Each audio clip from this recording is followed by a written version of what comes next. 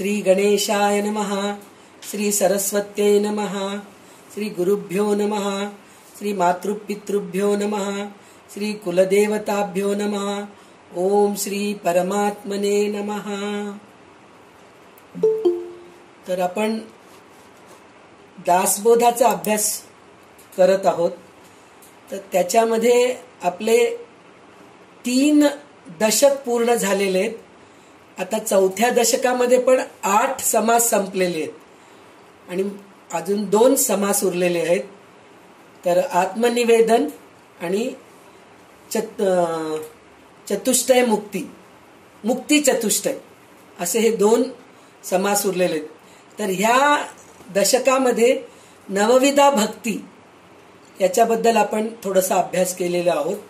तर नवविधा भक्तीमध्ये श्रवणम कीर्तनम विष्णू, स्मरणम पादसेवनम, अर्चनम वंदनम दास्यम, सख्यम पर्यंत आलो. म्हणजे श्रवण भक्ती काय आहे, कीर्तन भक्ती काय आहे आणि स्मरण भक्ती काय आहे म्हणजे नामस्मरण, नंतर पादसेवन काय आहे, अर्चन काय आहे, वंदन काय आहे, दास्य काय आहे आणि सख्य म्हणजे मैत्री हे काय आहे, आपण हे सगळं बघितलं.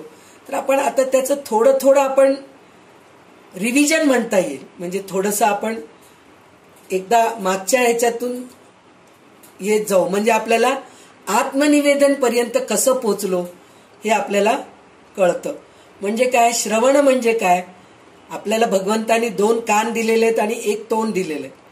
म्हणजे श्रवण जास्त करायला पाहिजे. म्हणजे श्रवण केल्यानंतरच आपल्याला बोलायला येते. याचं उदाहरण, सुंदर उदाहरण म्हणजे, एक तर आपण शाळेत जातो. शाळेत गेल्यानंतर शाळेत जे आपल्याला शिक्षक शिकवतात, गुरु शिकवतात, ते शिकवल्यानंतरच आपण दुसऱ्यांना काहीतरी सांगायचं इतक्या लायकीचे होतो. म्हणजे पहिले आपण ऐकून घेतो, मग आपल्याला बोलायला येते. म्हणून श्रवण करायला पाहिजे. आणि त्याच्यापेक्षा सोपं उदाहरण म्हणजे जन्मलेलं बाळ असतं. तर ज्या घरामध्ये ते वाढत असतं बाळ, त्या घरामध्ये कोणती भाषा बोलली जाते, ती भाषा सतत त्याच्या कानावर पडत असते आणि शब्द कानावर पडत असतात. ते ऐकूनच बाळ बोलायला सुरू करतं. बघा तुम्ही एक उदाहरण, त्याचं अजून एक उदाहरण काय, ज्या माणसाला किंवा बाळाला ऐकायला येत नाही त्याला बोलायला सुद्धा येत नाही. त्याचं कारण काय, कानामध्ये शब्द पडल्यानंतरच बोलायला येईल ना, त्याच्याशिवाय येत नाही. म्हणून पहिले श्रवण भक्ती आहे. तर श्रवण करायला पाहिजे. त्याच्यानंतरच कीर्तन भक्ती होते. कीर्तन भक्ती म्हणजे काय, कीर्तन म्हणजे काय, देवाबद्दल सांगणं, देवाची गोष्टी सांगणं, देवाची स्तुती करणं, देवाचं गाणं म्हणणं, हे सगळं कीर्तन करणं. त्याच्यानंतर नामस्मरण म्हणजे देवाचं कीर्तन करत करत, देवाच्या बद्दल सांगत आपण इतके एकरूप होऊन जातो की फक्त आपल्याला देवाचं स्मरणच उरतं. सतत त्याचं नामस्मरण करावं वाटतं, त्याच्याबद्दल चिंतन करावं वाटतं. म्हणजे काय, स्मरण करावं वाटतं. ते झाल्यानंतर काय, पादसेवन करणं म्हणजे काय, भगवंताच्या जवळ राहणं. भगवंताच्या जवळ राहणं म्हणजे काय, नामस्मरण करत करत भगवंताचाच विचार करणं, भगवंताची सेवा करणं. भगवंताचं म्हणजे भगवंताला हे कमी पडतंय का, फुलं कमी पडतंय का, पानं कमी पडतायत का, देवळामध्ये काही कमी आहे का, फुलाचे हार करायचे आहेत का, आपल्याला माळा वस्त्र करायचे आहेत का, वात्या भिजून ठेवायचे आहेत का, हे सगळं करणं पादसेवन मध्ये येतं. म्हणजे आपण तिथपर्यंत पोहोचतो. त्याच्यानंतर मग आपण पूजा करतो, अर्चन. म्हणजे ही सगळी तयारी करणं म्हणजे काय, पादसेवन आहे. पूजेची तयारी करणं म्हणजे पादसेवन आहे. मग पूजेची तयारी झाल्यानंतर आपण प्रत्यक्षामध्ये पूजाच करतो, म्हणजे अर्चन करतो. अर्चन करतो म्हणजे काय, देवाची पूजा करणं. पूजा करत देवामध्ये मग्न होऊन जातो. ज्यांना पूजा करणं शक्य नाही ते मानस पूजा करतात. मानस पूजा करणं सुद्धा खूप महत्वाचं आहे. म्हणजे पूजा करणं जमत नाही, आपल्याजवळ पैसा नाहीये, अडका नाहीये, जागा नाहीये, वेळ नाहीये, ह्या सगळ्या गोष्टीसाठी. म्हणून जर प्रत्यक्षात पूजा आपल्याला करणं जमत नाहीये तर आपण मानस पूजा सुद्धा करू शकतो. त्यात आपण गोंदवलेकर ब्रह्मचैतन्य गोंदवलेकर महाराजांचं मानस पूजाचं खूप छान बघितलं होतं. आपण प्रत्यक्ष फुलं फळं पान वगैरे न करता मानसपूजेमध्ये सुद्धा आपला अहंकार मीपणा हे सगळं भगवंताला अर्पण करणं हे सुद्धा एक प्रकारचं मानसपूजाच आहे हे सांगितलेलं आहे. त्याच्यानंतर वंदन. पूजा झाल्यानंतर आपण काय एकदम आनंदी होऊन भगवंताला नमस्कार करतो, वंदन करतो. तर ते भक्ती आहे. त्याच्यानंतरचं जे भक्ती आहे दास्य भक्ती, म्हणजे आपण आता त्यांचे दासच होऊन जातो. म्हणजे देव आपल्याला इतके आवडतात की त्यांना सोडून आपल्याला कुठं जावंच वाटत नाही. त्यांच्याच सोबत राहावं वाटतं, त्यांच्या सहवासात राहावं वाटतं, त्यांचीच सेवा करावी वाटते. ह्याला काय म्हणतात? दास्य भक्ती म्हणतात. मग ते झाल्यानंतर सख्य. सख्य म्हणजे काय? मित्र.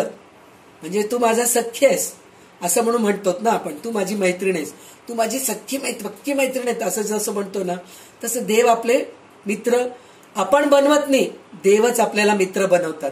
कारण काय? त्यांना असं वाटतं की इतक्या सगळ्या भक्तीमधून माझ्यापर्यंत माझा भक्त आलेला आहे, आता तो दासच झालेला आहे माझा, तर मला आता त्याला दास म्हणवायचं नाहीये, तो माझा मित्र झालाय, तू माझ्या जवळ ये म्हणून भगवंत आपल्या जवळ घेतात, मिठी मारतात.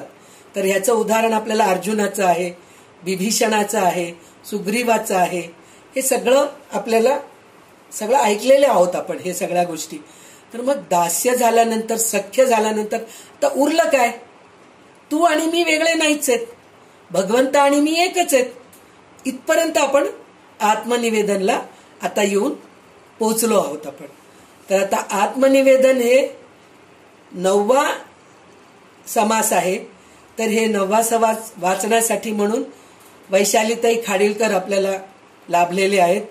तर ते मंगलाचरण आणि ह्या दशकातला 9वा समास ओवीबद्ध आहे ते वाचून दाखवतील. आपण नंतर मग त्याच्याबद्दल विचार करूया. अनम्यूट करा फोन. जय जय रघुवीर समर्थ. गणेश शारदा चैव सद्गुरु सज्जनस्तथा आराध्य दैवतं गुह्यं सर्वे मे रघुनंदन. गणेश शारदा सद्गुरु संत सज्जन कुळेश्वरू सर्वही माझा रघुवीरू सद्गुरु रूपे. माझे आराध्य दैवत परम गुह्य गुह्यातीत. गुह्यपणाची मात न चले जेथे. यो जातो मरुदंश जोश जितले संबोधयन सज्जनान. ग्रंथयो रचनेन सुपुण्यजनकं श्रीदास बोधाभिधं. यत्कीर्त्या पठनेन सर्वविदुषां स्वान्तापहारी सदा. सोऽयं मुक्तितरश्चितो येते श्रीरामदासो गुरुः. मला वाटते अंतरी त्वा वसावे. तुझ्या दास बोधासी त्वा बोध व्हावे. अपत्या परिपाववी प्रेमग्रासा. महाराजया सद्गुरु रामदासा. ब्रह्मानंदं परमसुखदं केवलं ज्ञानमूर्तिं. द्वंद्वातीतं गगनसदृशं तत्त्वमस्यादिलक्ष्यम्. एकं नित्यं विमलमचलं सर्वदी साक्षिभूतं. भावातीतं त्रिगुणरहितं सद्गुरु तं नमामि. गुरुब्रह्मा गुरुर्विष्णू गुरुदेवो महेश्वर. गुरु साक्षात् परब्रह्म तस्मै श्री गुरुवे नमः. अनेन प्रियता देवो भगवान जानकीपते. श्रीरामचंद्र पूर्वेशामस्माकं कुलदैवतं. श्रोता वक्ता श्रीराम समर्थ. जय जय रघुवीर समर्थ. सदा सर्वदा योग तुझा. शुकासारिखे आधी शुकासारिखे म्हणायचं का? शुकासारिखे पूर्ण वैराग्य जाचे. वशिष्ठा परिज्ञान योगेश्वराचे. कवी वाल्मिका सारिखा मान्य ऐसा. नमस्कार माझा सद्गुरु रामदासा. जय जय रघुवीर समर्थ.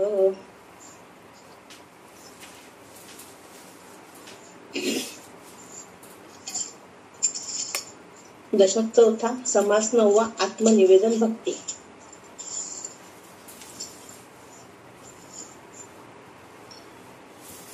श्रीराम मागा झाले निरूपण 8वे भक्तीचे लक्षण. आता ऐका सावधान भक्ती 9वी श्रीराम. 9वी निवेदन जाणावे आत्मनिवेदन करावे. तेही सांगितले स्वभावे प्रांजळ करोनी श्रीराम. ऐका निवेदनाचे लक्षण देवासी व्हावे आपण. करावे तत्व विवरण म्हणजे कळे. श्रीराम मी भक्त ऐसे म्हणावे आणि विभक्तपणेची भजावे. हे अवघेची जाणावे विलक्षण श्रीराम. लक्षण असोनी विलक्षण ज्ञान असोनी अज्ञान. भक्त असोनी विभक्तपण ते हे ऐसे श्रीराम. भक्त म्हणजे विभक्त नव्हे आणि विभक्त म्हणजे भक्त नव्हे. विचारे विन काहीच नव्हे समाधान श्रीराम. तस्मात विचार करावा देव कोणता ओळखावा. आपला आपण शोध घ्यावा अंतर्यामी श्रीराम. मी कोण ऐसा निवाडा पाहो जाता तत्व झाडा. विचार करिता उघडा आपण नाही श्रीराम. तत्व जेव्हा सरे तेव्हा आपण कैसा उरे. आत्मनिवेदन येणे प्रकारे सहजची झाले श्रीराम. तत्वरूप सकळ भासे विवेक पाहता निरसे. प्रकृती निरासे आत्मा असे आपण कैसा श्रीराम. एक मुख्य परमेश्वरू दुसरी प्रकृती जगदा करू. तिसरा आपण कैसा चोरू आणिला मध्ये श्रीराम.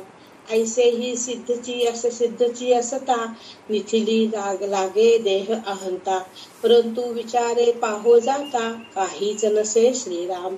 पाहता तत्व विवंचना पिंड ब्रह्मांड तत्व रचना. विश्वाकारे व्यक्ती नाना तत्वे विस्तारली श्रीराम. तत्वे साक्षत्वे ओसरती शाश्वत नुरे आत्मप्रचिती. आत्मा असे आधी अंती आपण कैसा श्रीराम. आत्मा एक स्वानंद घन आम्ही अहमात्मा हे वचन. तरी मग आपण कैसा भिन्न उरला येथे श्रीराम. तर आता आपण आत्मनिवेदनाचे 15 ओवी ऐकलो. तर ह्याच्यामध्ये आत्मनिवेदन काय आहे हे आपल्याला बघायचंय. आता आत्मनिवेदन म्हणजे काय. आतापर्यंत आपण सगळं श्रवण कीर्तन स्मरण पादसेवन अर्चन वंदन दास्य हे सगळं सख्य हे सगळं आपण बघत आलो. म्हणजे कसं कसं भगवंतापर्यंत आपण पोचलो, काय काय करत भगवंतापर्यंत पोचलो. तर शेवटी भगवंतानी आपल्याला काय केलं की सख्य करून घेतलं. आपल्याला ते जवळ करून घेतले भगवंत स्वतः. तर सख्य करून घेतल्यानंतर काय झालं, तू आणि मी वेगळे उरलोच नाहीत. म्हणजे याचा अर्थ असा आहे, एक छोटस उदाहरण म्हणजे नवरा बायको. म्हणजे आता नवरा बायको पहिले कोणी एकमेकांचं ओळखतच नव्हते. म्हणजे पहिल्या काळचे बरं का. आता सगळे लव्ह मॅरेजेस होतात, प्रेमविवाह होत आहे. तर तसं नाही. तर पहिल्या काळी कसं ते एकमेकाला ओळखतच नव्हते. तर त्यांचं लग्न ठरवून करायचे. मोठे लोक सांगायचे की या मुलाशी तू लग्न कर, या मुलीशी तू लग्न कर असं म्हणून सांगायचे. मग ते लग्न झाल्यानंतर ते इतके एकरूप व्हायचे, दोघांचे विचार एकच राहायचे. म्हणजे काय, तुझे विचार माझे विचार वेगळे नाहीयेत, आपल्या दोघांचे एकच विचार आहे. म्हणजे हे नवरा बायकोचं एकीकरण आहे. म्हणजे दोघे वेगळं असलं तरी म्हणतात ना, काय जोडी आहे हो, मस्त, एक दुजे के लिए सारखं आहेत पा. म्हणजे त्यांचे विचार किती एकमेकांसारखे आहेत. तसं आपलं सुद्धा असंच व्हायला पाहिजे, नवरा बायकोच्याही पलीकडे. म्हणजे काय, देवाचं विचार आणि माझे विचार वेगळे नाहीच आहेत. सगळं काही मी देवासारखंच वागतोय. देवासारखं वागतोय म्हणजे देव होणं नाही. आपण देव म्हणजे काय म्हणतो की एक मूर्तीमध्ये आहे देव, आपल्याला असं वाटतं. कारण आपण सगुण देवाची पूजा करत असतो की नाही. तर त्या सगुण देवाची पूजा करत असताना आपल्याला मूर्ती दिसते, किंवा काय म्हणतात त्याला, फोटोमध्ये बघतो. फोटो पण नाही, मूर्ती पण नाही. काही लोक असे असतात निसर्गाची पूजा करतात. तर निसर्गाची पूजा करताना आपण नदीची पूजा करतो, पर्वताची पूजा करतो, झाडांची पूजा करतो. ते सुद्धा सगुणच आहे, आपल्याला ते सगळं हे करतो. पण इथं तसं नाहीये बरं का. इथं आत्मनिवेदन म्हणजे काय, सगळं काही मी देवाला अर्पण करतो. म्हणजे तिथं पूजा करायची गरज नाही, काही करायची गरज नाही.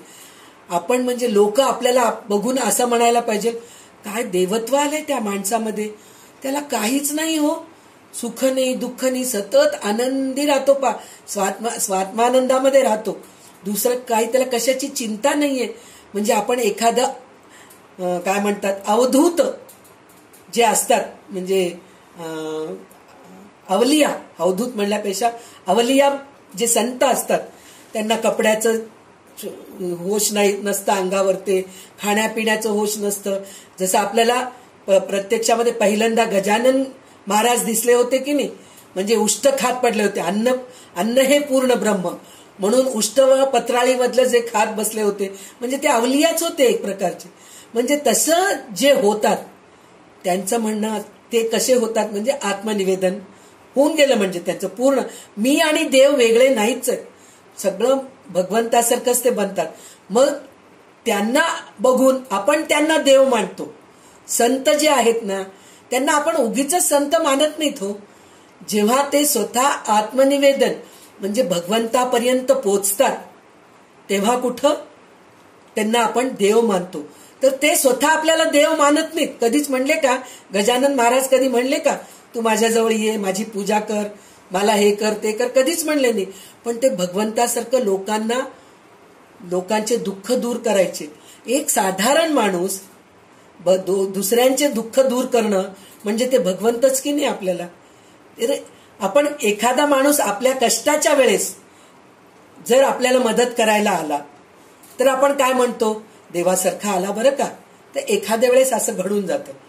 पण सतत देवासारखं वागणं, सतत देवासारखं आपल्याला रक्षा करणं, संकटीच्या वेळेस सतत तेच संत आपल्या मागे येतात. म्हणजे आपल्याला आपण नाही हो, मला गजानन महाराजांवर ते खूप भक्ती आहे हो, काही कष्ट आले ना की गजानन महाराजांचं मी नाव घेते असं आपण म्हणतो. आम्हाला रामदास स्वामींच्या बद्दल वाटतं, काही जणांना गोंदवलेकर ब्रह्मचैतन्य गोंदवलेकर महाराजांच्या बद्दल वाटतं, काही लोकांना शंकर महाराजांबद्दल वाटतं, काही लोकांना राघवेंद्र स्वामी बद्दल वाटतं. म्हणजे प्रत्येकाचे वेगवेगळे संत गुरु सद्गुरू आहेत, तर त्यांना ते प्रत्यक्ष देवच वाटतात. त्याचं कारण काय, ते आत्मनिवेदनापर्यंत पोचलेले आहेत. तेव्हा कुठं ते आपल्याला देवासारखे दिसतात.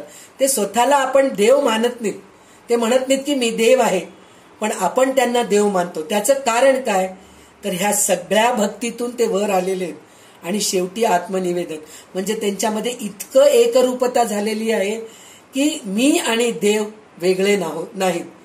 तर देवासारखंच त्यांची वृत्ती बनते. म्हणजे दुष्टांना शिक्षाही देतात आणि चांगल्यांना रक्षणही करतात. परित्राणाय साधूनां विनाशाय च दुष्कृतां धर्मसंस्थापनार्थाय संभवामी युगे युगे. तर हे त्यांच्यामध्ये येणं म्हणजे काय, मी आणि देव वेगळे नाही ही वृत्ती. तर आपल्यामध्ये पण ही भक्ती यावं म्हणजे आपण काय करायला पाहिजे, तर माझं मी अस्मिता म्हणजे मीपणा. माझ्यामध्ये मीपणा खूप असतं. मी केले, मी सांगितले, मी बोलले, मी आहे म्हणूनच घर चाललंय, माझ्यामुळे जग चाललंय असं आपल्याला वाटत असतं. पण आपण नसलं तरी काहीही कोणाचंही काहीही थांबत नाही, कुठलंही काही गोष्ट थांबत नाही. तर ते मीपणा जे आहे ना ते भगवंताला वाहून देणं, अर्पण करणं, ते आत्मनिवेदन आहे. आणि दुसरी गोष्ट अशी आहे, मीपणा वाहून देणं, भगवंताला वाहणं म्हणजे काय करणं, म्हणजे काय, मी आपल्याला आतापर्यंत काय वाटतं, मी म्हणजे काय म्हणून विचार केलो आपण, तर सतत आपलं देह म्हणजे मी, माझं शरीर, मी म्हणजे माझं नाव, मी संध्या जोशी आहे, म्हणजे माझ्यामध्ये संध्या जोशी आहे. संध्या जोशीची सगळे किती तारीफ करतात, संध्या जोशीला नाव ठेवतात, हे सगळं संध्या जोशी म्हणजे मी आहे असं आहे. पण इथं संध्या जोशी नाहीच आहे, पंचमहाभूतांनी बनलेली आहे मी. तर आज माझा नाश होणारच आहे, पण आत्मा उरते ना, आत्म्याला खरं समजणं, त्याला आत्मनिवेदन करणं म्हणता येतं. म्हणजे काय, सगळं काही माझं सर्वस्व, माझं अहंकार, माझे कर्म, माझे दुःख, माझं सुख, माझं सगळं काही मी भगवंताला अर्पण करते. मी आणि भगवंत वेगळे नाहीत. आणि सगळ्यात महत्वाची गोष्ट म्हणलं तर, जसं आपण गाडीत बसतो, गाडीत बसल्यानंतर आपले सामान जे आहे आपण आपल्या डोक्यावर वाहतो का, माझं सामान आहे बाबा, माझं मी वाहते असं आपण म्हणतो का, नाही म्हणत. आपलं सामान जे आहे सीटच्या खाली ठेवतो किंवा आपल्या डोक्यावर काहीतरी असतं जागा असते तिथं ठेवायच्या ह्याच्यामध्ये आपण करतो. सगळं सामान जिथलं तिथं करून दिल्यानंतर मग निश्चिंतपणे आपण बसतो, आपल्या प्रवासाला निघतो. त्याचप्रमाणे आपलं जे काही म्हणजे जिम्मेदारी आहे, आपलं जे काही सुखदुःख आहे ते सगळं भगवंता, देवा तू आहेस म्हणूनच माझं सगळं काही चाललं, हे असं विचार करणं त्याला आत्मनिवेदन म्हणतात. आत्मनिवेदन म्हणलं तरच माझं सर्वस्व मी भगवंताला अर्पण केले. पुन्हा मी माझ्या डोक्यावर ओझं वाहत नाही. माझं कसं होईल, माझ्या पुढच्या काळात माझ्या म्हातारपणी माझं कसं होईल, माझ्याजवळ एवढं पैसा आहे, ते पैशाचं पुढे जाऊन काय, मी आता दानधर्म करतेय, हो माझं काम मी करतेय, पुढे काय करतात की पोरं बाबा, त्या पोरांना सांगणं असं करू नका बरं का, चांगले काम करा तुम्ही. माझंच नाही आता असलेला पैसा, तर मी त्याच्याबद्दल काय विचार करणार. ते पैसा माझ्यासोबत येणार आहे का, नाही येणार आहे. माझं घर आहे, हो खूप लक्ष देते, दर 8 दिवसाला झटकते बरं का, नीट स्वच्छ करते, म्हणून आज घर टिकू नये, नाहीतर काय तेव्हाच उधळी लागली असते, आमच्या घराला सगळे किडे लागले असते, जिथं पहा तिथं धूळ साचलं असतं. मी आहे म्हणून आमचं बाग पहा किती सुंदर छान फुलं फळांनी भरलेलं आहे, असं आपण सगळं विचार करत असतो. पण उद्याच्या दिवशी हे बाग आपल्यासोबत येणार आहे का, घर आपल्यासोबत येणार आहे का, पैसा अडका आपल्यासोबत येणार आहे का, काहीही येत नाही. आपल्यासोबत येणार आहे आपला आनंद. आपण जे काही भगवंताला सगळं काही अर्पण करून आपण जे आनंदी आहोत ते आनंदच आपल्यासोबत येणार आहे. म्हणजे काय, आपण जे कर्म करतो, म्हणजे काय चांगलं कर्म वाईट कर्म, त्याचेच आता कर्मभोग घेऊन आपण पुढचा जन्म घेतो. पण हे आत्मनिवेदन जेव्हा करतो, म्हणजे भगवंत आणि मी वेगळे नाहीत, हे जेव्हा आपण शेवटच्या पायरीवर येऊन पोचतो, त्यावेळेस आपल्याला पुनर्जन्म पण राहत नाही. हे जन्म संसार बंधनातून आपण मुक्त होतो, तेव्हा कुठं आत्मनिवेदन झाले असं म्हणता येतं. म्हणजे काय, आता काहीही उरलेलं नाहीये माझ्या याच्यामध्ये, सगळं काही भगवंताचंच आहे. सुख म्हणा दुःख म्हणा. असं कितीतरी संत असतात पहा, तर ते संतांना काहीतरी असे आजार पण येतात. काही काही संतांना तर कर्करोग झालेले आहेत, तर ते कर्करोग झालेले संत सुद्धा आनंदात राहतात पहा. त्यांना कशाचं दुःख राहत नाही, काही त्रास राहत नाही, काहीच राहत नाही. त्यांना जाऊन डॉक्टर म्हणतात, गुरुजी तुम्हाला आम्ही औषध देतो, तर ते म्हणतात माझ्या शरीराला तू औषध देशील, माझ्या रोगावर तू औषध देशील, पण माझ्या भोगाला तू औषध देऊ शकत नाहीस, माझे भोग मला भोगावेच लागतात. म्हणजे अशी तयारी असते त्यांची, म्हणजे इतक्या तयारीनिशी ते लोक राहतात.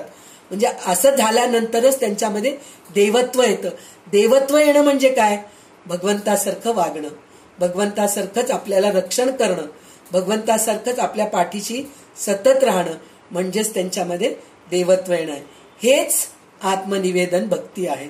ह्याच्या पुढचं 15 म्हणजे मी काय शब्दशः अर्थ घेत नाहीये ओवीचं, मला काही जे अर्थ कळालं ते मी तुम्हाला सांगायचा प्रयत्न करते, तुम्हाला पण कळत असेल असं मला वाटतंय. तर आता ह्याचे पुढचे 15 ओवी वैशालीताई वाचून दाखवतील आपल्याला. श्रीराम. सोहम हंसा हे उत्तर, याचे पाहावे अर्थांतर, पाहता आत्मयाचा विचार, आपण कैसा तेथे श्रीराम. आत्मा निर्गुण निरंजन, तयासी असावे अनन्य, अनन्य म्हणजे नाही अन्य, आपण कैसा तेथे श्रीराम. आत्मा म्हणजे तो अद्वैत, जेथे नाही द्वैताद्वैत, तेथे मीपणाचा हेत, उरेल कैसा श्रीराम. आत्मा पूर्णत्वे परिपूर्ण, जेथे नाही गुणागुण, निखळ निर्गुणी आपण, कोण कैसा कैचा श्रीराम.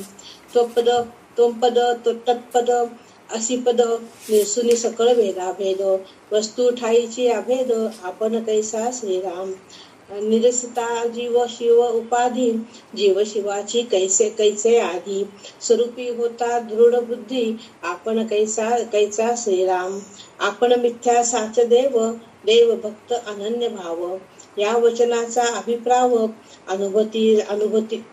अनुभवी जाणावी श्रीराम. या नाव आत्मनिवेदन, ज्ञानी यांचे समाधान, नवमे भक्तीचे लक्षण, निरूपिले श्रीराम. पंचभूतामध्ये आकाश, सकळ देवामध्ये जगदीश, नवविधा भक्तीमध्ये विशेष, भक्ती मी श्रीराम.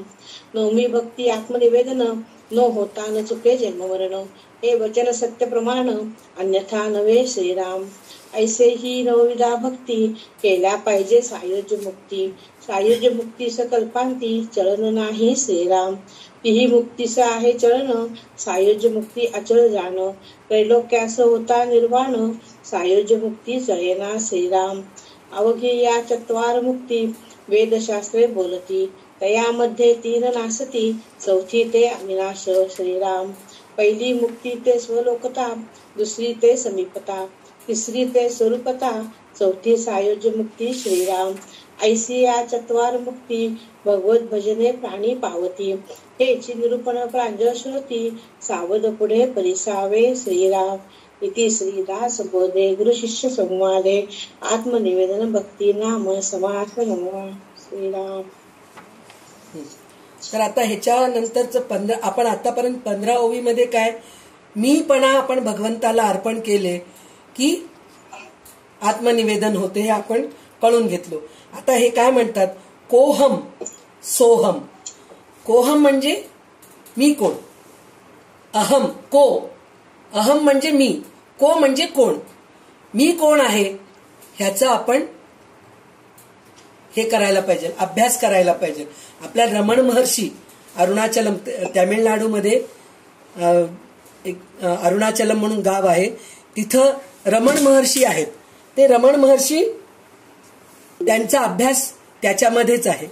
कशामध्ये म्हणजे कोहम, मी कोण आहे ह्याच्या, ते स्वतः तेच विचार करायचे. म्हणजे काय आपण काय करतो, मी कोण आहे हे विचारतच नाही.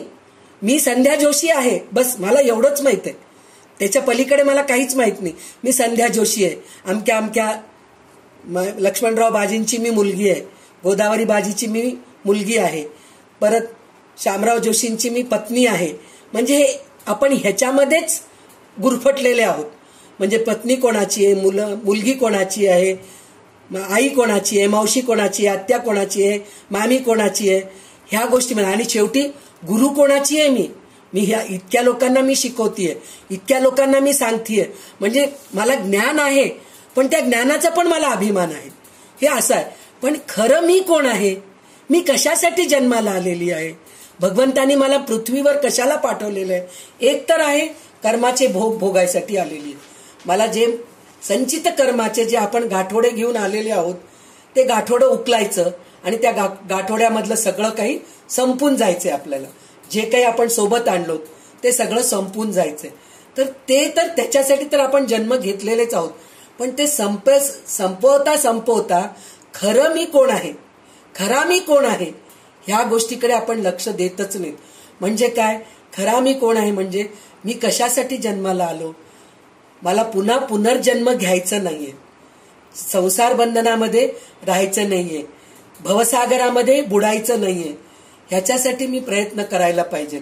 आणि त्याच्यामध्ये काय म्हणलेलं आहे, सोहम हंसाहा. म्हणजे सोहम म्हणजे मी कोण, कोहम म्हणलं तरी तेच आहे, सोहम म्हणलं तरी मीच आहे. सोहम हंसाहा म्हणजे तो मी तो.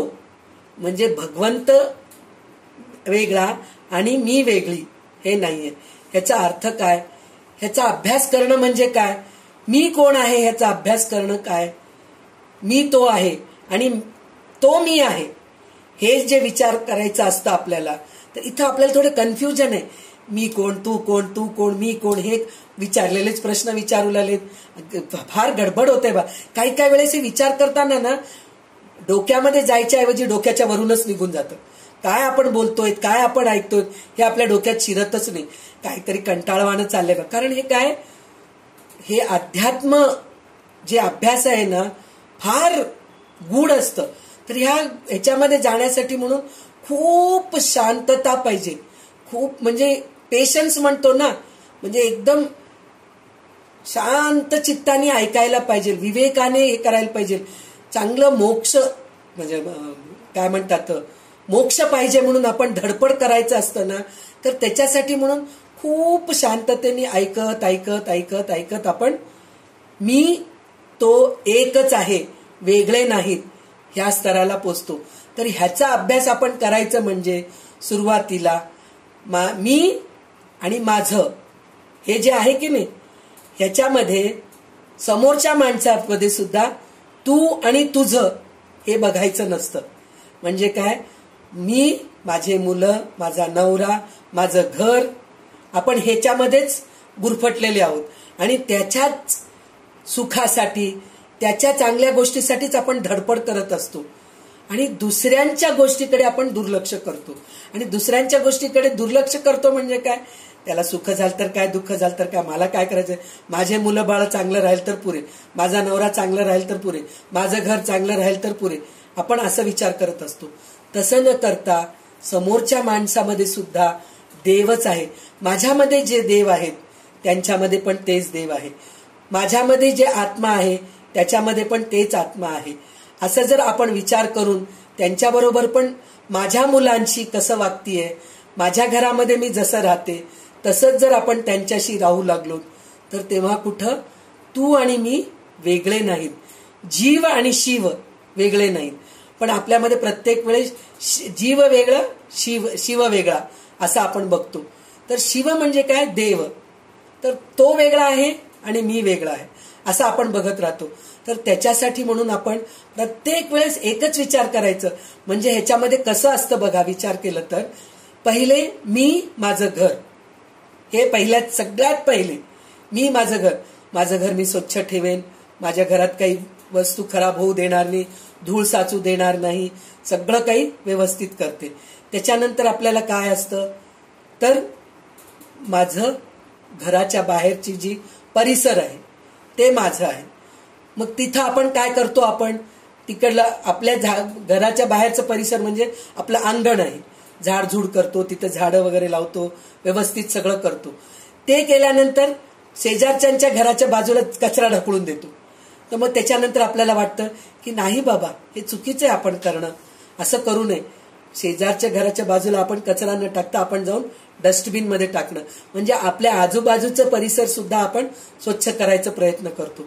मग नंतर आपलं मन इतकं विशाल व्हायला लागतं की आपली जी एरिया आहे, आपलं जे वस्ती आहे, आपलं जे छोटंसं गल्ली म्हणतो ते भाग जे आहे तर ते स्वच्छ ठेवायचं. 4 लोकांना मस्त गोळा करतो, नाही हो, कचरा कुंडी, आपण एक डस्टबिन ठेवूया, त्याच्यामध्ये कचरा टाकूया, तिकडलं सगळं स्वच्छ करूया आपण, असं म्हणून आपलं परिसर स्वच्छ करतो. त्याच्यानंतर गाव करतो, मग नंतर आपलं शहर करतो, त्याच्यानंतर मग आपलं देश. म्हणजे असं करत करत आपण विशाल व्हायला लागतो. हे विशाल होत होत काय होतं, मी आणि जगभरचे लोक कोणीच नाहीये. तर ह्याच्यामध्ये कसं आपल्याला बांधवा शिवभक्ताश्च स्वदेशो बुहनत्रय म्हणून म्हटलेलं आहे. आपल्याला शंकराची स्तुती आहे ना, त्या आपण म्हणतो ना, अन्नपूर्णे सदापूर्णे शंकर प्राणवल्लभे ज्ञान वैराग्य सिद्ध्यर्थम भिक्षांदेही च पार्वती माता मे पार्वती देवी पिता देवो महेश्वरः बांधवा शिवभक्ताश्च स्वदेशो भुवनत्रयम.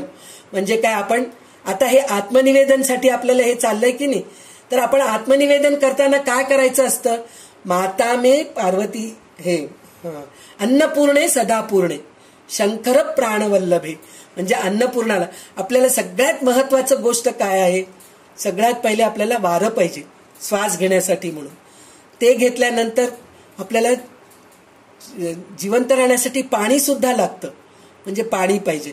नंतर काय लागतं, आपल्याला अग्नी लागते. अग्नी आहे, सूर्य आहे, म्हणून आपलं शरीर गरम आहे. आपलं शरीर थंड झालं तर आपण मृत्यू पाहतो. तर त्याच्यानंतर आपल्याला आकाश, पोकळी आहे, पूर्ण पोकळी आहे म्हणूनच आपण बोलू शकतो. बंद याच्यामध्ये आवाज निघतो का आपला, नाही निघत. आकाश आहे, पोकळी, पंचमहाभूतामध्ये आहोत आपण सगळं. आता सगळ्यात शेवटी अन्न पाहिजे आपल्याला, म्हणजे भूतत्व, भूमीचं तत्व अन्न. म्हणजे आपल्याला पण कुठल्या तरी आपण एका देवाला प्रार्थना करायचं, अन्नपूर्णे सदापूर्णे शंकर प्राणवल्लभे. म्हणजे इथं अर्थ आपल्याला त्याचं शब्दशः अर्थ घ्यायचा म्हणून नाही, तर ते अन्नपूर्णेला काय मागायचंय आपल्याला, ज्ञान वैराग्य सिद्ध्यर्थम भिक्षांदेहीच पार्वती. म्हणजे काय, आपल्याला आत्मनिवेदन पर्यंत पोहोचायचंय तर आपल्याला पहिले ज्ञान पाहिजे. ज्ञान मिळालं की वैराग्य आपणच होऊन जातं. ज्ञान मिळाल्याशिवाय हे मिळत नाही, काय म्हणतात त्याला, वैराग्य मिळत नाही. तर पहिले आपण अन्नपूर्णेला, शिवाच्या पत्नीला आपण हेच मागतो. शंकर प्राणवल्लभी म्हणजे शिवाची पत्नी, तर तिला आपण ज्ञान आणि वैराग्य मागतो. ज्ञान आणि वैराग्य मागितल्यानंतर काय होतं, माता मे पार्वती देवी पिता देवो महेश्वर, म्हणजे जितके माझ्यापेक्षा मोठे जे आहेत ते सगळे म्हणजे स्त्रिया ते सगळे माझे आई पार्वती सारखे आहेत, आणि जितके माझ्यापेक्षा मोठे पुरुष आहेत ते सगळं पिता शंकरासारखे आहेत, शिवासारखे आहेत, महादेवासारखे आहेत. बांधवा शिवभक्ताश्च म्हणजे जितके म्हणून शिवभक्त आहेत, जितके म्हणून आपल्या ह्याच्यामध्ये आपल्यापेक्षा लहान आपल्या बरोबरीचे आहेत ते सगळे माझे बांधव आहेत, म्हणजे माझे भाऊ बहिणी आहेत. ही वृत्ती होणं. त्याच्यानंतर काय तर बांधवा शिवभक्ताच स्वदेशो भुवनत्रय, म्हणजे हे भुवनत्रय म्हणजे पाताल, स्वर्ग आणि भूलोक, हे सगळं हे माझं स्वदेश आहे. माझं स्वदेश आहे म्हणजे माझं स्वतःचं घर आहे. माझं स्वतःचं घर आहे म्हणून म्हणलं की आपण काय करतो, सगळं चांगलं व्यवस्थित राहावं म्हणून विचार करतो. तर मग बांधवा शिवभक्ताश स्वदेशो भुवनत्रय म्हणजे भुवनत्रय हे सगळं माझंच स्वदेश आहे. ह्याप्रमाणे जेव्हा आपण वागतो ना तेव्हा ते आत्मनिवेदन भक्ती होते आपल्याला. मग असं होत होत जीव आणि शिव हे वेगळे नाहीत इथपर्यंत आपण पोचतो. पोचल्यानंतर मग भगवंताच्याच चरणामध्ये जातो, आणि त्याच्यानंतर काय होते आपल्याला, आणि त्याच्यामध्ये अजून एक सुद्धा एक असं हे आहे, तत्वमसी. तत्वम असी म्हणजे तू, ते जे ब्रह्म आहेत ते मीच आहे असं म्हणल्यासारखं तिथं हे होतंय. म्हणजे काय, प्रत्येक तुम्ही उपनिषद बघा, श्लोक बघा, हे बघा, प्रत्येक वेळेस शेवटचं आत्मनिवेदनच असतं. पहा त्याच्यामध्ये अजून एक निर्वाणाष्टक, आत्माष्टक म्हणतो की नाही आपण, तर त्याच्यामध्ये सुद्धा आहे ना निर्वाणाष्टक मध्ये बंधुर न मित्रम गुरुर न शिष्यम म्हणून जे सगळं श्लोक आपल्याला आहे. त्याच्यानंतर शेवटी अहम निर्विकल्पो निराकार रूपो विभुत्वांच सर्वत्र सर्वेंद्रियाणाम नचा संगतम नैव भुक्तिर्न मेयश चिदानंद रूप शिवोहम शिवोहम. मी काहीच नाहीये, ना मित्र आहे, माझ्यामध्ये अहंकार नाहीये, सगळं निर्गुण होऊन गेलेलो आहे, सगळं काही होऊन जाऊन आता शेवटी काय राहिलंय, चिदानंद रूप शिवोहम शिवोहम. चिदानंद रूप म्हणजे काय, चित्त आनंद, म्हणजे माझ्या मनामध्ये सतत मी आनंदीच आहे, म्हणजे मला कशाचंही दुःख नाहीये, कशाचीही काळजी नाहीये. चिदानंद रूप शिवोहम शिवोहम म्हणजे मी शिवाच्या मध्येच विलीन होऊन गेले, मला दुसरं रूपच नाहीये. मी जे काही आहे ते शिवच आहे, माझं जे काही आहे ते सगळं शिवाचंच आहे. इथपर्यंत आपण पोचतो, ती झाली आत्मनिवेदन भक्ती. तर हे आत्मनिवेदन भक्तीपर्यंत आपण नवविधा भक्तीनी एक एक पायरी चढत चढत चढत आपण आत्मनिवेदन पर्यंत आलो. पण ह्याच्या पुढे मुक्ती चतुष्टय म्हणून आपल्याला समास येत आहे. तर ते मुक्ती चतुष्टयमध्ये काय आहे, तर 4 मुक्ती आहेत. कोणचे कोणचे 4 मुक्ती आहेत, एक आहे सलोकता, दुसरी आहे समयपता, तिसरी आहे स्वरूपता, आणि चौथी आहे सायुज्यता. म्हणजे ह्या 4 मुक्तीमधून, म्हणजे मुक्ती म्हणजे काय, आपण म्हणतो ना मी संसारातून मुक्त झाले, हो मी ह्या कष्टातून मुक्त झाले. शेवटी काय असतं माहितीये का, आपल्या घरामध्ये कोणीतरी आजारी पडलं की आपण देवा याला या आजारातून मुक्त कर रे बाबा म्हणून आपण प्रार्थना करतो. मुक्ती म्हणजे काय, त्याच्यातून सुटका होणे. तर हे मुक्ती आहे. तर आपण ह्या 4 मुक्तींनी भगवंतापर्यंत कसं पोचतो हे आपल्याला पुढच्या समासामध्ये आपल्याला रामदास स्वामी समजवत आहेत. तर आता आपण ते काय आहे हे आपण ओवीबद्ध वैशालीताईकडून ऐकूया, मग नंतर आपण विचार करू. तर आपण ह्याच्यामध्ये काय करायचे वैशालीताई, 22 ओवी वाचून घ्या पहिले तुम्ही, मग नंतर आपण पुढचे वाचू. ठीक. जय जय रघुवीर समर्थ. दशक 4 समास 10 मुक्ती चतुष्टय. श्रीराम. मुळी ब्रह्म निराकार तेथे स्फूर्ती रूप अहंकार तो पंचभूतांचा विचार ज्ञानदशकी बोलिला श्रीराम तो अहंकार वायू रूप तयावरी तेजाचे स्वरूप तया तेजाच्या आधारे आप आवरणतक ताटले श्रीराम तया आवरणतकाचा आधारे धरा धरिले फणीवरे वरती 56 कोटी विस्तारे वसुंधरा हे श्रीराम येवरी परिगज सप्तसागर मध्यमेरू महासागर अष्टदिक्पाल तो परिवार अंतरे वेष्टीत राहिला श्रीराम तो सुवर्णाचा महामेरू पृथ्वीस तयाचा आधारू 84 शस्त्र विस्तारू रुंदी तयाची श्रीराम उंच तरी मर्यादा वेगळा भूमीमध्ये सहस्र गोळा तया भोवता वेष्टीत पाळा लोक पर्वताचा श्रीराम तया ऐलीकडे हिमाचळ जेथे पांडव गळाले सकळ धर्म आणि तमाळ नीळ पुढे गेले श्रीराम जेथे जावया मार्ग नाही मार्गी पसरले महाआही तिसीत सुखे सुखावले तेही पर्वत रूप भासती श्रीराम तया ऐलीकडे शेवटी जाण बद्रिकाश्रम बद्री नारायण तेथे महातापसी निर्वाण देह त्यागार्थ जाती श्रीराम तया ऐलीकडे बद्रिकेदार पाहून येतील हानथोर ऐसा हा अवघा विस्तार मेरू पर्वताचा श्रीराम तया मेरू पर्वता पाठारी 3 शृंगे विषमहारी परिवारे राहिले तयावरी ब्रह्मा विष्णू महेश श्रीराम ब्रह्मशृंग तो पर्वताचा विष्णू शृंग तो मर्गजाचा शिव शृंग तो स्फटिकाचा कैलास नाम ज्याचे त्याचे श्रीराम वैकुंठ नाम विष्णू शृंगाचे सत्यलोक नाम ब्रह्मभू शृंगाचे अमरावती इंद्राचे स्थळ आखादते श्रीराम तेने गण गंधर्व लोकपाळ 33 कोटी देव सकळ 14 लोक सुवर्णाचळ वेष्टीस राहिले श्रीराम तेथे कामधेनूची खिलारे कल्पतरूची बने अपारे अमृताची सरोवरे ठाई ठाई उचंबळती श्रीराम तेथे उदंड चिंतामणी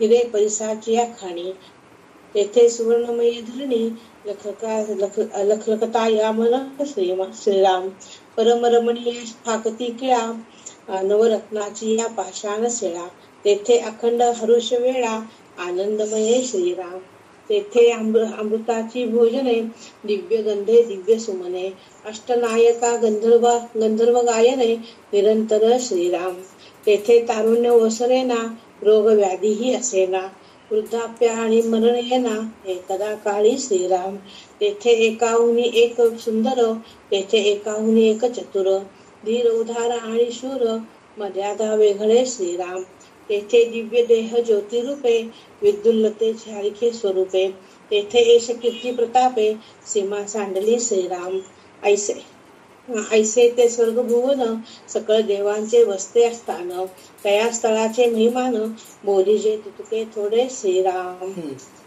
तर आता इथे आपल्याला रामदास स्वामींनी काय सांगितलेलं आहे तर मला असं वाटतंय की हे जे विश्वाची सृष्टीची रचना झालेली आहे म्हणजे जे आपण जिथपर्यंत पोहोचू शकत नाही म्हणजे त्या काळामध्ये अवघड होत होतं तर तिथपर्यंत पोहोचण्यासाठी म्हणून आपल्याला हे 4 मुक्ती जे आहेत ना स्वरूपता समीपता सलोकता आणि सायुज्यता तर हे पहिले 3 जे आहेत ना समीपता सलोकता आणि स्वरूपता हे 3 जे रूप मुक्ती आहेत हे तिथपर्यंत पोहोचणं फार अवघड होतं त्या काळामध्ये. आता आपल्याला हेलिकॉप्टर्स बसेस आहेत एरोप्लेन्स आहेत आपल्याला काही ते अवघड वाटत नाहीये पण त्या काळामध्ये तिथं पोचावं म्हणजे ह्या भक्तीमधून तिथं जावं लागत होतं तर ती जागा कशी आहे त्याचं वर्णन ते केले असतील असं मला वाटतंय. तर त्या सृष्टी रचनेचं वर्णन आपण थोडक्यात मी वाचून दाखवेन तर ते आपण बघूया. तर म्हणजे त्याच्यामध्ये त्यांनी काय सांगितलेलं आहे समासाच्या 22 ओव्यापर्यंत श्री समर्थांनी त्यांच्या काळी रूढ असलेल्या विश्वरचनेची कल्पना वापरली आहे. तिच्या आधाराने भूलोक व स्वर्गलोक याचे वर्णन सांगून पहिल्या 3 मुक्तीचे स्वरूप स्पष्ट केलेले आहेत. म्हणजे हे पहिल्या 3 स्वरूप कसे समीपता स्वरूपता सलोकता हे 3 जे आहेत ना ते मिळाले तरी परत निघून जाणारे आहेत. म्हणजे ते नाशिवंत आहेत. जसं सृष्टी आहे नाशिवंत आहे, त्याचप्रमाणे हे पण नाशिवंत आहे. पण सायुज्यता जी मुक्ती आहे, ते आपण जे आत्मनिवेदनाचं जे बघितलं की नाही, ते सायुज्य मुक्ती आहे. तर आपण सायुज्य मुक्तीपर्यंत आपण जातो. पण आता आपण हे 3 मुक्तीचं जसं ब्रह्मांडामध्ये आहे तसं हे त्याच्यामध्ये सुद्धा सलूकता समीपतामध्ये पण आहे. हे कसं आहे हे थोडक्यामध्ये थोडं बघूया आता आपण. तर ह्याच्यामध्ये त्यांनी काय सांगितलंय, मुळात ब्रह्म अव्यक्त व आकार रहित आहे. तेथे हे व्यक्त व साकार सृष्टी वगैरे काहीही नसते व नव्हते. या निरागस ब्रह्मामध्ये एक स्फुरण उद्भवले, तो म्हणजे अहंकार. त्याच्यातून पंचमहाभूतात्मक सृष्टी कशी निर्माण झाली याचा विचार ज्ञान दशकात म्हणजे 8व्या दशकात केलेला आहे. म्हणजे आपल्याला पुढे 8व्या दशकामध्ये सुद्धा आपल्याला हे ऐकायला मिळेल, वाचायला मिळेल. म्हणजे सृष्टी रचना काय आहे हे आपल्याला मिळेल, ऐकायला मिळेल. ते अहंकाराचे स्फुरण शक्ती रूप असते.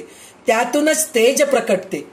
त्या तेजाच्या आधाराने जिकडे तिकडे पाणी, म्हणजे तेज म्हणजे अग्नी, हे पंचमहाभूतांच्या बद्दल सांगितलेलं आहे. तर पहिले काय होते, अग्नी प्रकटते. त्याच्यातून काय होते, पाणी येतं म्हणून सांगितलेलं त्यांनी. मग पाणी भरून गेले. त्या पाण्याचा आधार घेऊन शेषाने आपल्या मस्तकावर पृथ्वी उचलून धरली. म्हणजे त्या पाणीच्या ह्याच्यामध्ये शेषनाग पृथ्वी उचलून धरला. 56 कोटी योजने इतका पृथ्वीचा विस्तार आहे म्हणे. तिच्या भोवती 7 सागराचा वेढा आहे. मध्ये मोठा प्रचंड मेरू पर्वत आहे. 7 सागराचा वेढा म्हणलं तर 7 समुद्र असं सांगितलेले ते. तर त्याचा वेढा आहे. त्याच्यामध्ये मोठा प्रचंड मेरू पर्वत आहे. 8 दिशांचा पालकांचा समूह हे सगळे अंतर वेढून संरक्षण करतो. तो प्रचंड मेरू सोन्याचा आहे. पृथ्वीला तोच आधार देतो. 84,000 योजने त्याची रुंदी आहे. त्याची उंची मोजणे शक्य नाही. तो भूमीत 16,000 योजने आत गेलेला आहे. आणि रक्षणासाठी त्याच्या भोवती लोकालोक पर्वताचा वेढा आहे. त्याच्या अलीकडे हिमालय आहेत. तेथे सगळे पांडव गळून पडले. फक्त धर्म आणि यमदेव दोघेच पुढे गेले. हिमालयातून जायला धर्म आणि यमदेव, म्हणजे आपण सुद्धा म्हणतो ना, यमलोकाला तरी जातो, स्वर्गलोकाला तरी जातो. म्हणजे आपण धर्माने जगलो तर स्वर्गलोकात जातो आणि अधर्माने जगलो तर यमदेवाकडे जातो. हिमालयातून जायला वाट नाही, कारण वाटेमध्ये प्रचंड सर्प पसरलेले आहेत. म्हणजे आपल्याला ते कोणचं बाबा गरुड पुराणामध्ये सांगितलेलं ना, अवतरणी नदी रक्ताचं सगळं असतं, त्याच्यामधून आपण जावं लागतं, हे सगळं वर्णन आहे की नाही. तसं आपल्याला तिथं जायला जागाच नाहीये आपल्याला, कारण तिथं भरपूर सर्प पसरलेले आहेत म्हणून सांगितलेले आहेत. बर्फाच्या थंडपणाने आराम भोगणारे ते सर्प पर्वतासारखे दिसतात. म्हणजे इतके प्रचंड सर्प आहेत तिथं. त्याच्या अलीकडे टोकाला बद्रिकाश्रम व बद्रीनारायण आहेत. मोठे मोठे तपस्वी मोक्ष पावण्यास देह ठेवण्यासाठी तेथे जातात. म्हणजे रामदास स्वामींच्या काळात फक्त संत सत्पुरुषच तिथे जाऊ शकत होते. आता आपण कोणीही जाऊ शकतो, काहीही करू शकतो, काही त्याला हेच नाहीये. कारण सगळं काही आपल्याला सोयी झालेले आहेत. विमान झालेले आहेत, हेलिकॉप्टर झालेले आहेत, डोली झालेले आहेत, घोडे झालेले आहेत. प्रत्यक्ष आपण आपल्यामध्ये शक्ती असेल तर आपण चालतही जाऊ शकतो. असं काही सगळं, कारण छान आता रस्ता केलेला, पाऊलवाट केलेला आहे ना, तर पाऊलवाट असल्यानंतर जाऊ शकतो. पण त्या काळात त्यांनी म्हणलेले आहेत ना, सर्प मोठ्या मोठ्या पर्वतासारखे दिसत होते. म्हणजे त्या बर्फाच्या मधून चालत जाणं म्हणजे खूप अवघड होतं. म्हणून त्याचं वर्णन इथं त्यांनी सांगितलेले आहेत. त्या मेरू पर्वतावरच्या पाठावर किंवा सपाटीवर वाकड्या तिकड्या दिशांना 3 शिखरे आहेत. म्हणजे 3 शिखरे कोणची आहेत? ब्रह्मा, विष्णू आणि महेश आपल्या परिवारासकट तेथे राहतात. ज्यावर ब्रह्मा राहतो ते शिखर साधे दगडाचे आहे. विष्णू राहतो ते शिखर पाचूचे आहे. आणि शंकर राहतो ते शिखर स्फटिकाचे आहे. स्फटिकाचे आहे म्हणजे आपण कैलास, मानस सरोवर, कैलास पर्वत हे मग आपण जे म्हणतो ना, ते कसं स्फटिकासारखं दिसतं. म्हणजे काय, बर्फाचं आहे, पूर्ण चमकत राहतं सूर्यप्रकाश पडल्यानंतर, चांदणी पडल्यानंतर, ते स्फटिकाचं आहे. म्हणून ते तसं म्हणून ते शंकराचं म्हणून सांगितलेले तर स्फटिकाचे आहेत, त्याला कैलास म्हणतात. विष्णूच्या शिखराचे नाव आहे वैकुंठ, ब्रह्मदेवाच्या शिखराचे नाव आहे सत्यलोक, त्याच्या खाली अमरावती देव नावाचे इंद्राचे स्थान आहेत. तेथे गण, गंधर्व, लोकपाळ सगळे 33 कोटी देव राहतात. 33 कोटी देव म्हणजे 12 रुद्र, 11 रुद्र, 12 वसु, असे आदित्य, असं हे सगळं मिळून 33 होतात. तर ते 33 कोटी देव तिथं राहतात म्हणून सांगितलेलं आहे. 33 कोटी देव तेथे राहतात. सप्त स्वर्ग, सप्त पाताळ असे 14 लोक मेरू पर्वतावर वसलेले आहेत. तेथे कामधेनूचे मोठे कळप आहे. कामधेनू गाय, जे तिच्याजवळ काही विचारलं तरी आपल्याला आपल्या मनाची इच्छा पूर्ण, म्हणजे ते कळपच आहे, कामधेनूचं कळपच आहे. कळप म्हणजे भरपूर गायी जिथे राहतात त्याला कळप म्हणतात. कल्पवृक्षाची असंख्य, म्हणजे कल्पवृक्ष म्हणजे ज्या झाडाखाली आपण बसतो आणि आपली इच्छा प्रकट करतो तर ती इच्छा पूर्ण होऊन जाते. असे असंख्य जंगले आहेत. म्हणजे म्हणजे म्हणजे त्या काळामध्ये तसं होतं. आता आपण आपल्याला ते सगळं दिसणार नाही. त्याचं कारण काय, सगळे आपण अधर्मी लोक पण जात आहोत तिथं, पापी लोक सुद्धा जात आहोत, सर्वसाधारण माणसं जातात. तिकडलं सगळं जे काय म्हणतात निरागसता, जे स्वच्छता, जे निर्मळता होतं ते सगळं निघून गेलेलं आहे.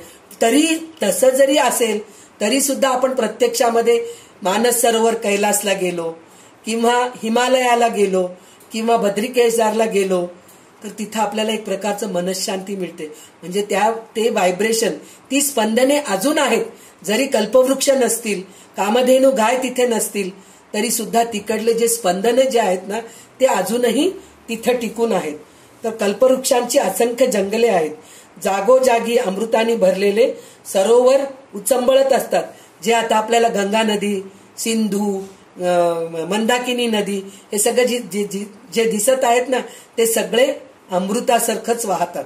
म्हणजे इतकं स्वच्छ, निर्मळ, इतकं छान असतं तिथं. तर ते सगळं अमृताचे सरोवर होते म्हणे. तेव्हा तेथे खूप चिंतामणी आहेत. चिंतामणी सुद्धा, ज्यांच्याकडे चिंतामणी आहे त्यांना चिंताच नसते, त्यांची इच्छा पण पूर्ण होते. हिऱ्यांच्या व परिसाच्या खाणी आहेत. म्हणजे तिथं हिऱ्याच्या आणि परिसाचे खाणी आहेत म्हणून सांगितले. म्हणजे तिथं काहीही कमी नाहीये. जे आपल्याला भूलोकामध्ये मिळत नाही ते सगळं तिथं आहे असं रामदास स्वामींचं सांगणं आहे. तेथील जमीन सोन्याचे असल्यासारखी लखलख करते. तेथे रत्नाची या पाषाणशिला आहे. त्याची अतिशय सुंदर प्रभा आजूबाजूला फाकले आहेत. तेथे सदा सर्व काळ हर्ष व आनंदभर. एवढं सगळं असल्यानंतर दुःख कुठून असतं हो? हर्ष आणि आनंदच असतं. सतत आपण आनंदीच असतो तिथं. त्या ठिकाणी जेवण अमृताचे असते. म्हणजे जेवण घ्यायची गरजच नाहीये. खरोखरच आहे. आपण जेव्हा, म्हणजे माझे अनुभव मी सांगते, जेव्हा बद्री केदारला गेले होते ना तेव्हा भूक लागलीच नाही. जेवावं म्हणून इच्छाच नव्हती. केव्हा एकदा जाऊन त्या देवाचं दर्शन घेईन, केव्हा एकदा मी त्या शिखरापर्यंत पोचेन, हेच विचार सारखे. म्हणजे तिथे गेल्यानंतर देव आपल्याला ऑटोमॅटिक अमृत पाजवतो. भूक लागायची वेळच येत नाही.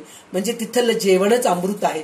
त्या काळामध्ये काय असेल, आजच्या या काळामध्ये माझ्यासारख्या साधारण बाईला अशा गोष्टीचा अनुभव येतो तर त्या काळच्या संत सत्पुरुषांना काय अनुभव येत असतील.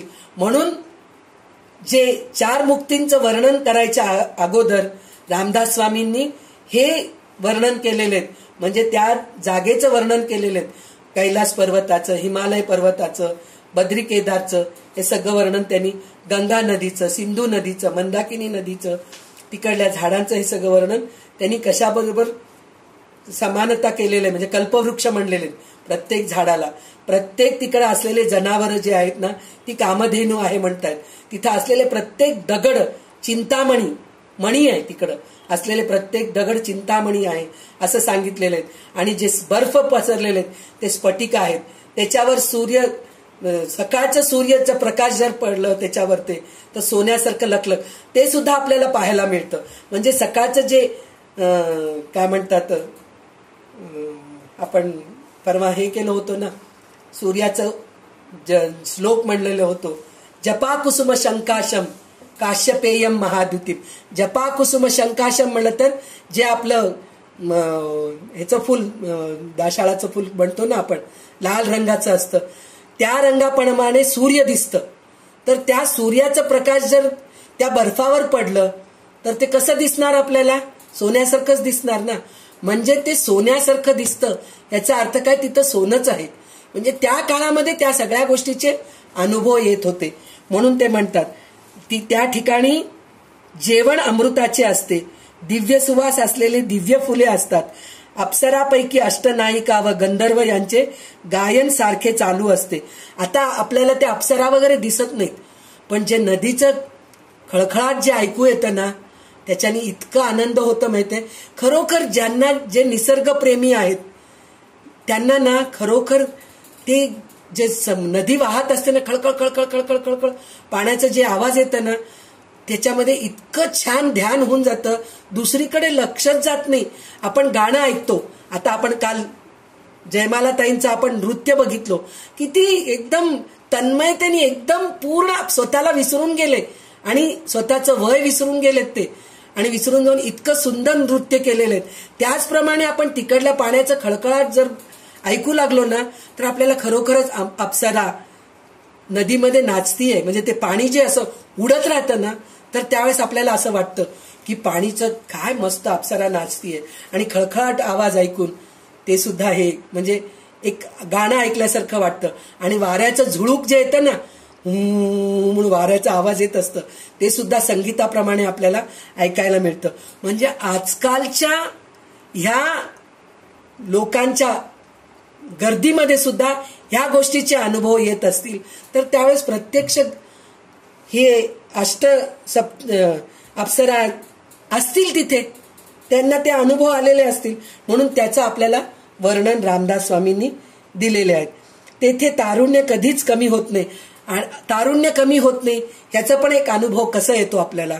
आपण घरी असलो, कुठल्या तरी दुसऱ्या गावाला गेलो, तर आपल्याला थकवा येतं. पहा, थकून गेलो हो, कंटाळालं बाप, फिरून फिरून काय ते पोल्युशन, रस्त्यावर गाड्या, एसीचं सगळं धूर, ते पेट्रोलचं वास, लोकांची गर्दी, सगळं कायच्याने साधा आपण इथलं इथं 1-2 किलोमीटर चालत जाऊन मार्केटला जाऊन आलं की आपण थकून जातो. पण तेच आपण बद्री केदारला गेलो, थकवा येतं का हो? तरुणच होऊन जातो आपण. तिकडल्या वातावरणाला आपले शरीरातले रोग सगळे नाहीसे होतात आणि आपण इतकं आनंदी राहतो, तिथं चढतच जातो. म्हणजे त्यावेळेस आपल्या शरीराची दुःख आपल्याला कळतच नाहीत. इतक्या ह्याच्याने जायच्या अगोदरच आपल्याला भीती असते, जाऊ शकतो की नाही, की तिकडली थंडी मला सूट होते की नाही, की मी चढू शकते की नाही, की चढल्यानंतर तिकडं ऑक्सिजन कमी पडलं तर मग डॉक्टरकडे जाऊन औषध घ्या. ह्या सगळ्या गोष्टी आपण करत असतो. पण तिथं गेल्यानंतर काही येत नाही. त्याचा अर्थ काय? म्हणजे तिकडं तारुण्य कधी कमी होत नाही असं म्हणून सांगतायत. तेथे तारुण्य कधीच कमी होत नाही. कोणाला रोग व्याधी कधी होत नाही. कोणाला माथारपण आणि मरण कधीच येत नाही. म्हणजे काय? जेव्हा रोगच येत नाही तर माथारपण कशाला येईल हो? चिरतरुण राहतो आपण तिथे गेलं तर. म्हणजे सतत आपण आनंदी राहतो. तर तरुणपणीच आपण आनंदी राहतो ना. म्हातारपणी सगळे रोगराई येतात, हे दुखू लागले, ते दुखू लागले, गुडघे दुखतेत, कंबर दुखतेत, पाठ दुखते, हे सगळं म्हातारपणीच असतं. पण तिकडे गेल्यानंतर हे सगळं काही राहत नाही असं म्हणतात. तेथे एकापेक्षा एक सुंदर असतात, एकापेक्षा एक चतुर असतात. तसेच त्यांच्या धैर्याला, औदार्याला आणि शौर्याला काही सीमा नाही असे लोक असतात तिथे. म्हणजे हे सगळं त्या काळचं ते वर्णन करत आहेत. आजकाल असतील तिथं साधू संत असतील, खरोखर चतुर आहेत, तिथं आपल्याला बघायला मिळत नाही, कारण आपण तेवढे पुण्यवान नाहीत हो तसे साधू संतांचे दर्शन व्हावं म्हणजे. पण त्यावेळेस सुद्धा आपल्याला काही काही वेळेस अहो एक साधू भेटला हो आम्हाला, असं काही झालं, असं काही झालं, नंतर 2 मिनिटात बघितलं तर तो अदृश्य झाला हो, असा आपल्याला पण अनुभव येतात. म्हणजे आहेत तिथं साधू संत लोक आहेत, आनंदी लोक आहेत, पण ते आपल्याला दिसत नाहीत असं आहे तिथं. तर तेथील देह दिव्य प्रकाशमय असतात. तेथील रूप विजेप्रमाणे लखलखणारे असते. यश, कीर्ती आणि प्रताप यांना तेथे काही मर्यादा नसते. ते स्वर्गभुवन असे आहे. सगळ्या देवांचे ते राहण्याचे ठिकाण आहे. त्या स्थळाचा महिमा सांगावा तेवढा कमी आहे. म्हणजे हे जे स्वरूपाता, समीपता, सलोकता हे सगळं जे आहे ना तिथं आपल्याला अनुभवायला मिळते. म्हणजे आपण देवाच्या समीप आहोत, देवाच्या रूपामध्ये आपण मिळून गेलेलो आहोत. सलोकता म्हणजे त्या लोकामध्ये आपण मिळून गेलोत, हे सगळं आपल्याला तिथं अनुभव येते. म्हणून पहिले आपल्याला त्या जागेचं आपल्याला रामदास स्वामींनी आपल्याला वर्णन करून सांगितलेले आहेत. आता ह्याच्यानंतर ह्या 4 मुक्ती काय आहेत हे आपल्याला पुढच्या 8-10 ओवीमध्ये सांगतील. तर आपल्याला वैशालीताई हे ओवी वाचून दाखवतील. श्रीराम.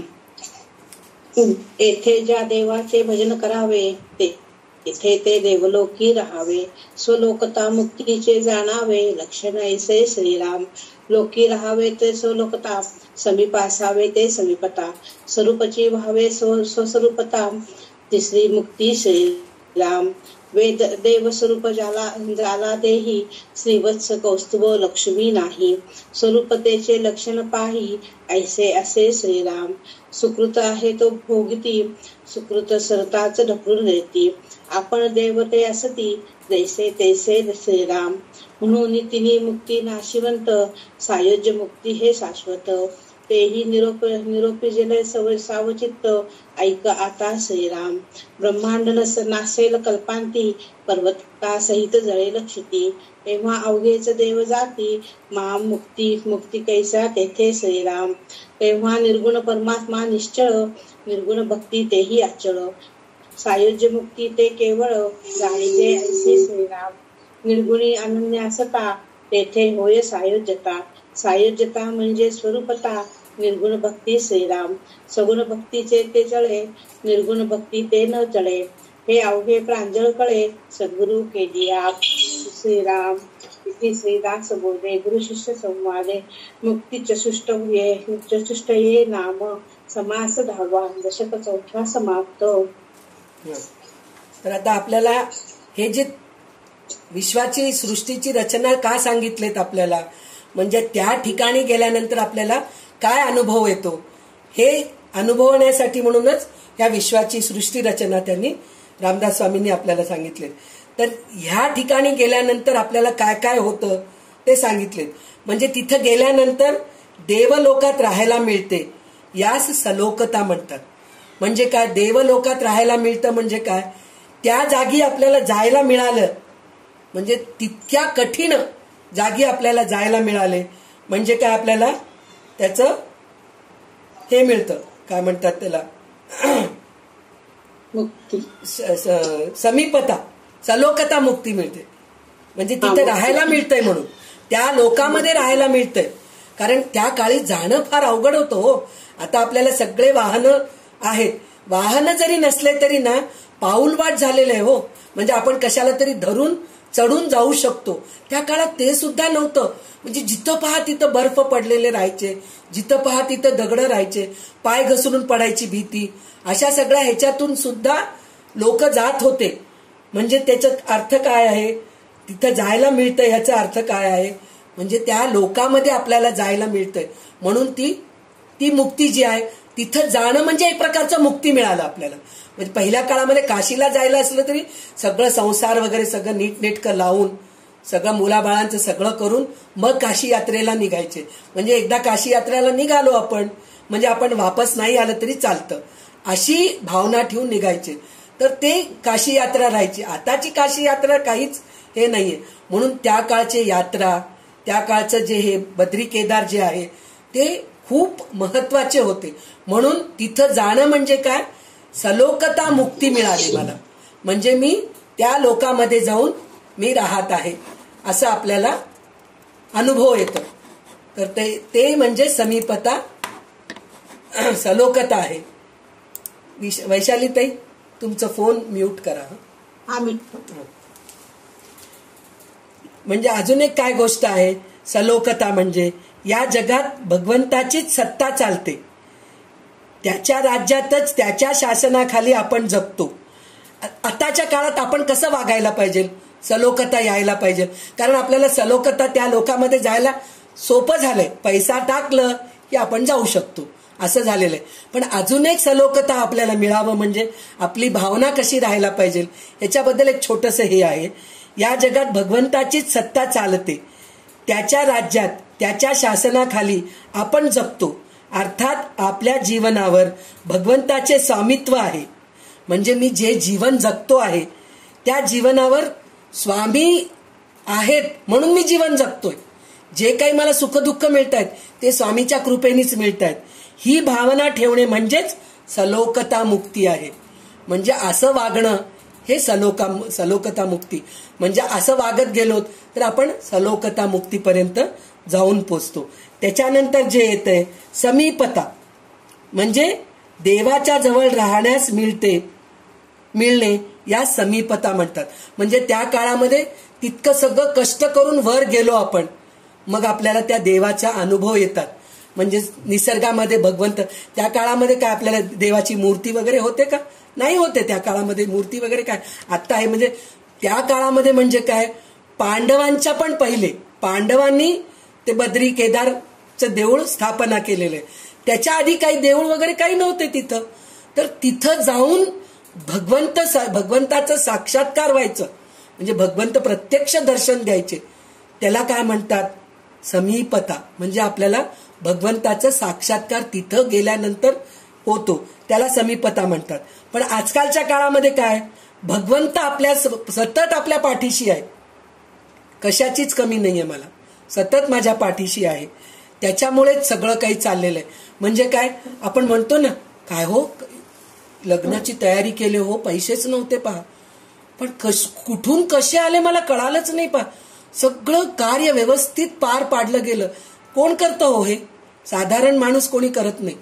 देवच आपल्या पाठीशी असतात, देवच आपल्याला पुढे घेऊन जातात. तर त्याच्यासाठी म्हणजे सतत भगवंत माझ्या जवळ आहे, सतत आजूबाजूला आहे माझ्या, दुसरं कुठेही नाहीये, माझ्या सतत माझ्या आजूबाजूला आहे. हे जे जाणीव होतं ना त्याला समीपता असं म्हणतात. कोणचंही काळजी नसणं, तो माझ्या आजूबाजूला असल्यानंतर मला कशाची काळजी आहे, मला कशाचीच काळजी नाहीये, असं जे विचार करणं आहे त्याला समीपता म्हणतात. मग नंतर काय होतं, स्वरूपता. स्वरूपता म्हणजे देवाचे रूप आपल्याला यावे, ही स्वरूपता. ती तिसरी मुक्ती होय. देवाचे रूप आपल्याला यावं म्हणजे मी देवासारखं दिसावं, माझ्या हातात गदा शंख चक्र सगळं यावं, माझ्या गळामध्ये स्तुभमणी आहे, हे म्हणजे देवत्व नाहीये. तर देवत्व म्हणजे काय, देवाचे स्वरूप. आता आपण आत्मनिवेदन मध्ये ऐकलो होतो की नाही, म्हणजे देवासारखं वागणं. दुसरे समोरचा माणूस दुसरा नाही, मी दुसरी नाही, माझे लोक वेगळे नाहीत, दुसऱ्यांचे लोक वेगळे नाहीत, माझे मुलं वेगळे नाहीत, दुसऱ्यांचे मुलं वेगळे नाहीत, सगळे एकच आहेत. स्वदेशो बांधवास म्हणून म्हणतो ना आपण, माता मे पार्वती देवी पिता देवो महेश्वरा बांधवा शिवभक्ताश्च स्वदेशो भुवनत्रय. म्हणजे स्वदेशो भुवनत्रय जे मानतात ना ते स्वरूपता असं म्हणून म्हणतात. तर त्याच्यामध्ये काय सांगितलेले, स्वरूपता मुक्ती म्हणजे मध्यमेमधून पश्चंतीमध्ये नाम शिरल्यावर माणसाचे अंतर्याम भगवंताने भरून जाते. म्हणजे आपण मध्यमापासून पश्चंतीपर्यंत पोहोचणं म्हणून म्हणलं तर काय, आता परापासून निघते, बेंबीपासून निघते, मग पश्चंतीला येते, मग इथं मध्यमापर्यंत येते. म्हणजे हे कसं येते, हळूहळू मनापासून येते. ते जेव्हा नामस्मरण इथपर्यंत आल्यानंतर काय होतं, मुखामधून येतं, पण परत ते मुखामधून मध्यमापर्यंत जातं. म्हणजे मध्यमापर्यंत जातं म्हणून म्हणलं तर काय, आता आपण श्रीराम जय राम जय जय राम, श्रीराम जय राम जय जय राम म्हणून पहिले आपण मुखाने म्हणत करतो, नंतर पुटपुटत करतो, जोराने म्हणत नाहीत. त्याच्यानंतर पुटपुटणं पण निघून जातं, जीभ हालते, फक्त ते जीभ हालणं पण निघून जातं. नुसतं नामस्मरण अनुसंधान चालू असतं. तर ते जेव्हा होतं तेव्हा स्वरूपता येते. म्हणजे आजकालच्या काळामध्ये कलियुगामध्ये नामस्मरणाला महत्व आहे म्हणून म्हणतो की नाही, तर हे स्वरूपता जर आपल्यामध्ये यावं म्हणून म्हणलं तर न कळत आपलं जप चालू असतं. म्हणजे जसं श्वासोश्वास चालू असतं की नाही, आपल्याला कळतंय का हो श्वासोश्वास आपण घेतोय म्हणून, आपण वाचतोय, अभ्यास करतोय, जेवतोय, झोपतोय, चालतोय, सगळं काही करतोय आपण. तर त्यावेळेस प्रत्येक वेळेस आपल्याला आठवण असतं काय श्वासोश्वास चालू आहे का, आपण लक्ष देतो का, नाही लक्ष देत. आपणहून ते श्वासोश्वास चालूच असतं. त्याचप्रमाणे नामजप सुद्धा चालू राहणं, म्हणजे आपल्याला न कळत नामजप होणं, ते आहे स्वरूपता. त्याला ते जसं होतं ना त्यावेळेस आपल्याला स्वरूपता ही मुक्ती मिळते. म्हणजे आपण भगवंताच्या मध्ये जाऊन हे होऊन जातो. म्हणजे ही अवस्था कोणाची होती? गोपिकांची होती, मारुतीरायांची होती. आता आपण हे सगळं बघतो, हे सगळं गोंदवलेकर महाराज आहेत, आपले रामदास, प्रत्यक्ष रामदास स्वामीच आहे. ते शेवटी म्हणतात ना, तो आणि मी एकच झालो म्हणून म्हणतात ना, राम आणि मी वेगळा नाही, मी रामाचा दास आहे. असं जे त्यांची जी वृत्ती झालेली आहे, म्हणजे ते तिथपर्यंत पोचले. ते स्वरूपता त्यांच्या रूपामध्ये मिसळून गेले, ते मिळून गेले. ते आणि हे वेगळे नाहीयेत, इथपर्यंत जे झाले. त्यामुळे त्यांना 24 तास भगवंताची संगत लाभली आहे. म्हणजे हे सगळे गोपिका आहेत, मीरा आहे, म्हणजे काय, हे जे सगळे जे होऊन गेलेत त्यात त्यांना काहीही फरक पडला नाही. भगवंत म्हणले, मी गेल्यानंतर माझी आठवण येत होती का तुम्हाला? तर ते गोपिका काय उत्तर दिले माहितीये का? आम्ही कधी तुम्हाला विसरलोच नाही तर आठवण कधी येणार? सतत तुम्ही आमच्या सोबत असताना विसरायचा प्रश्नच येत नाही तर आठवण यायची कुठून येतं म्हणले. विसरतच नाही तर आठवण यायचं हे कुठं होतं? जेव्हा विसरतो तेव्हा आपण म्हणतो, अहो तुझी आमची आठवण झाली. म्हणजे तू विसरली होतीस म्हणून त्याची आठवण झाली. विसरलीच नसती तर आठवण यायचा प्रश्नच नाहीये. तर गोपिकांचं ते उत्तर होतं. तर त्याच्यासाठी म्हणून त्यांच्या संगतीला कधी धक्काच लागला नाही. भगवंताच्या अनुसंधानाची ही पूर्णावस्था होय. यालाच समीपता, स्वरूपता मुक्ती समजावे. म्हणजे हे स्वरूपता मुक्ती आहे. हे 3 मुक्ती झाले आपले. 3 मुक्ती झाल्यानंतर चौथी मुक्ती कोणची आहे? सायुज्यता. आपण ह्याच्या अगोदर कितीदा तरी ऐकलो, सायुज्य मुक्ती मला पाहिजे, सायुज्य मुक्तीपर्यंत पोहोचायला पाहिजे, असं आपण सगळे म्हणतो. तर ही सायुज्य मुक्ती म्हणजे काय आहे ते आता आपल्याला थोडक्यामध्ये सांगितलेले आहे. तर ह्याच्यामध्ये त्यांनी काय सांगितलेलं आहे? तर उपासना करणाऱ्या जीवाला देवाचे स्वरूप जरी प्राप्त झाले तरी श्रीवत्स, कौस्तुभ आणि लक्ष्मी या गोष्टी त्याला मिळत नाहीत. म्हणजे स्वरूपता म्हणून म्हणत तर देवासारखं मी दिसायला लागलो म्हणजे तर मी आत्ताच सांगितले ना, डोक्यावर किरीट आहे का, कौस्तुभमणी आहे का माझ्या गळ्यामध्ये, किंवा श्रीवत्स आहे का, किंवा लक्ष्मी माझ्या सोबत आहे का, हे सगळं नसतं, ते सगळं मिळत नसतं. स्वरूपता मुक्तीचं हे लक्षण आहे म्हणून सांगितलेलं आहे त्यांनी. तर या 3 मुक्ती साधलेले जीव पुण्यवान खरे. त्याचे वास्तव्य स्वर्गलोकात असते हे जे देखील खरे असले, परंतु जेव्हा त्यांचे पुण्यक्षय होतो तेव्हा त्यांना स्वर्गातून खाली यावे लागते.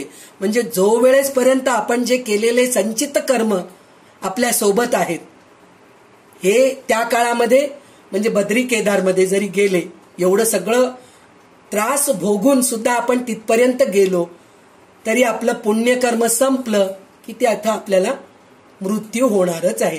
म्हणजे हे नाशिवंतच आहे. स्वरूपता, सलोकता आणि समीपता हे 3ही नाशिवंतच आहेत. पण सायुज्यता हे जे आहे ना ते एकरूपच. तर जसं आपण आत्मनिवेदनामध्ये बघितलो, भगवंत आणि मी वेगळे नाहीत, एकच आहोत. सगळं काही त्याच्याच ह्याच्याने चाललेलं आहे, तोच आहे. मला कशाचं दुःख नाही, मला कशाचं चिंता नाही, असं म्हणून जे असतात त्यांना सायुज्यता मुक्ती मिळते. नामाचे अनुसंधान परिपक्व झाले म्हणजे माणूस मीपणाने उरत नाही. म्हणजे आता आजकालच्या काळाच्या हिशोबाने नामस्मरणाचं हे जे सांगितलेलं आहे, तर त्याचं अनुसंधान परिपक्व झाले म्हणजे सतत नामस्मरण चालू आहे, त्याच्यामध्ये मीपणा उरत नाही, तो पूर्ण शून्य होऊन जातो. म्हणजे मनामध्ये काहीही शंकाच नाहीये, तिथं कुठल्या गोष्टीचं दुःख नाहीये, कुठल्या गोष्टीचा आनंद नाहीये, एकदम रिकाम पोकळी. आकाश जसं पोकळ आहे ना त्याप्रमाणे आपलं मन सुद्धा पोकळ होऊन जातं, काहीही राहत नाही, रिकामा होऊन जातो. तेव्हा त्याच्यामध्ये भगवंत प्रकटतो. त्याचे अंतःकरण, अंतरंग आनंदाने ओसंडू लागते. त्याची सर्व कर्मे भगवंतच करतो. त्याचे नाम अखंड चालू असते. एवढीच त्याच्या असण्याची खूण शिल्लक उरते. बाकी तो भगवत स्वरूप असून जीवनमुक्त असतो. म्हणजे तो सतत जीवनमुक्त असतो. म्हणजे काय, तो जिवंत असला तरी फरक पडत नाही, तो गेला तरी फरक पडत नाही. त्याच्या आजूबाजूच्या लोकांना काही झालं तरी त्याला कळत नाही, सुख झालं तरी कळत नाही, दुःख झालं तरी कळत नाही. आता अशा कितीतरी आपल्याला अनुभव आहेत की संतांचे, भटजीबापू महाराजांचं, आमच्या हैदराबादमध्ये भटजीबापू महाराज म्हणून एक संत होऊन गेलेले आहेत, तर त्यांचं एक मठ आहे. तर तिथं आम्ही नेहमी जात असतो. तर त्यांचा एक अनुभव आम्हाला ऐकण्यामध्ये, आम्ही त्यांना काही बघितलो नाही, अशातच होऊन गेलेत, 100-150 वर्षापूर्वीचेच आहेत ते. तर त्यांचे अनुभव कसे, त्यांना गायन सेवा भगवंताला अर्पण करायचं खूप आवडत होतं त्यांना. तर भगवंताला गायन करून ते प्रसन्न करून घ्यायचे. तर असंच त्यांची एकदा गायन मैफल चालू होती. तर तेव्हा त्यांना कानामध्ये येऊन त्यांचा एक शिष्य किंवा त्यांचा मित्र कोणीतरी येऊन कानामध्ये सांगितलं की तुमचा मुलगा विहिरीत पडून मरून गेला म्हणून सांगितलं. पण त्या गोष्टीकडे त्यांनी लक्षच दिले नाही. त्यांनी त्यांचं गायन सेवा भगवंताला पूर्ण अर्पण केले. नंतर ते मग मुलाचं काय करायचं, अंत्यविधी काय, ते सगळं ते केले. म्हणजे स्वतःचा मुलगा गेलाय ही वार्ता ऐकून सुद्धा विचलित न होणं, म्हणजे विचार करा, ती आहे सायुज्य मुक्ती. म्हणजे काय, तिथं माझं काहीच नाही, माझा नवरा, माझा मुलगा, माझं घर, माझं दार, हे काहीही उरत नाही. त्याला म्हणतात सायुज्य मुक्ती. पण हे 3 मुक्ती नाशिवंत आहेत, पण सायुज्य मुक्ती नाशिवंत नाही. कारण आपण भगवंतामध्ये विलीन होऊन गेलो. भगवंत आपल्याला त्याच्यामध्ये हे करून घेतलं. म्हणजे आपल्याला तुकाराम महाराजांचं जेव्हा चरित्र ऐकतो आपण, त्यांची कथा ऐकतो, तर त्यांना घेऊन जायला प्रत्यक्ष परमेश्वर विमान घेऊन आले, पुष्पक विमान घेऊन आले. म्हणजे याचा अर्थ काय, सायुज्य मुक्ती मिळाली त्यांना प्रत्यक्ष. आपण असे कितीतरी बघितलेले आहोत. ज्योत, प्राणज्योत जे आहे ना, असं निघून जाऊन भगवंतामध्ये विलीन. आपण पिक्चरमध्ये बघतो ना, आता टीव्ही मध्ये वगैरे, म्हणजे आपल्याला ते चित्रीकरण करून दाखवत आहेत. पण प्रत्यक्षामध्ये असे आहेत, प्राणज्योत जे आहे ते भगवंतामध्ये निघून गेलेलं असतं. आपलं प्राणज्योत फिरत असतं. आत्मा भटकू लागले, आत्मा भटकू लागले म्हणतो ना, त्याच्यासाठी म्हणून आपण भगवद्गीता वाचतो, दिवसवार करतो, क्रियाकर्म करतो, कारण त्यांना मुक्ती मिळावं म्हणून. सायुज्य मुक्ती मिळावं हे आपण करून त्यांना सायुज्य मुक्ती मिळत नाही. जे आपले गेलेले असतात त्यांच्यासाठी आपण क्रियाकर्म कशाला करतो, तर त्यांना मुक्ती मिळावी म्हणून. मुक्ती मिळावी म्हणजे चांगल्या योनीमध्ये त्यांचं परत जन्म व्हावं म्हणून. मोक्ष मिळवण्यासाठी म्हणून दुसरे कोणी करायचं नसतं, दिवसवार करायची गरजच नाही. ते आपण आपलंच करावं लागतं. सायुज्य मुक्ती मिळावं म्हणजे आपल्यासाठी आपणच धडपड करावं, आपणच चांगले कर्म करावं, नामस्मरणाचं अनुसंधान करावं लागतं. ह्या सगळ्या जर गोष्टी केलो तर आपल्याला मुक्ती, सायुज्य मुक्ती म्हणजे मोक्ष मिळते. भगवंतामध्ये आपण देहबुद्धीतून निघून जायला पाहिजे, तेव्हा कुठं आपल्याला सायुज्य मुक्ती मिळते. तर त्याच्यामध्ये काय सांगितलंय, सगळं काही जळून जातं, त्यावेळी देव सुद्धा जळून जातात. मग त्या संहारामध्ये पहिल्या 3 मुक्ती कसे टिकणार, म्हणजे हे जेव्हा प्रलय होतो तेव्हा सगळं काही निघून जातं. तर तेव्हा हे 3 मुक्ती पण निघून जातात, म्हणजे स्वरूपता, समीपता, सलोकता. पण सायुज्य मुक्ती मात्र नाही राहत. त्यावेळी निर्गुण परमात्मा स्वरूप जसेच्या तसे राहतात. त्या निर्गुण भक्तीची देखील तशीच निश्चल राहते. सायुज्य मुक्ती ही अशी आहे, निर्गुण परमात्माच्या ठिकाणी अनन्यपणे विलीन झाले की सायुज्य मुक्ती मिळते. म्हणजे अनन्यपणाने, म्हणजे माझं काहीही नाहीये, सगळं काही तुझंच आहे म्हणून सगळं काही देवाला अर्पण करतो, तेव्हा आपल्याला सायुज्य मुक्ती मिळते. तर ह्याचं पुन्हा एकदा मी तुम्हाला हे सांगते, विद्यार्थी लभते विद्या, धनार्थी लभते धनम, पुत्रार्थी लभते पुत्रान, मोक्षार्थी लभते गती. म्हणजे आपल्याला मोक्ष पाहिजे म्हणून जर आपण खूप प्रयत्न केलं तर चांगली गती मिळते, मोक्ष मिळत नाही. ते मोक्ष मिळण्यासाठी म्हणून खूप जन्म घ्यावं लागतं, किंवा ह्या जन्मी पण आपल्याला मिळू शकतो. पण त्याप्रमाणे आपलं वागणं राहायला पाहिजे, आपली कृती राहायला पाहिजे, आपली साधना तशी राहायला पाहिजे, आपलं उपासना तसं राहायला पाहिजे. तेव्हा कुठं आपल्याला ह्या सगळ्या गोष्टी मुक्तीचे मिळत, सायुज्य मुक्ती मिळतात.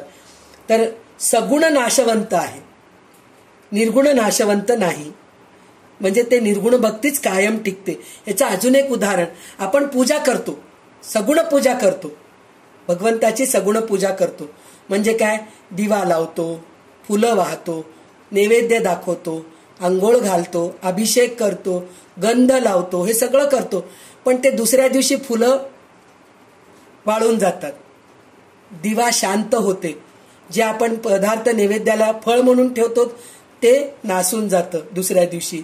पंचामृत जे आहे ते पण नासून जातं, स्वयंपाक केलेलं असतं ते सुद्धा शिळं होऊन जातं. हे सगळं सगुणाचं आहे. पण तुम्ही मानसपूजा जे करतो की नाही ते निर्गुण पूजा आहे. तर ते जे करतो ना ते मात्र नाशवंत नाहीये.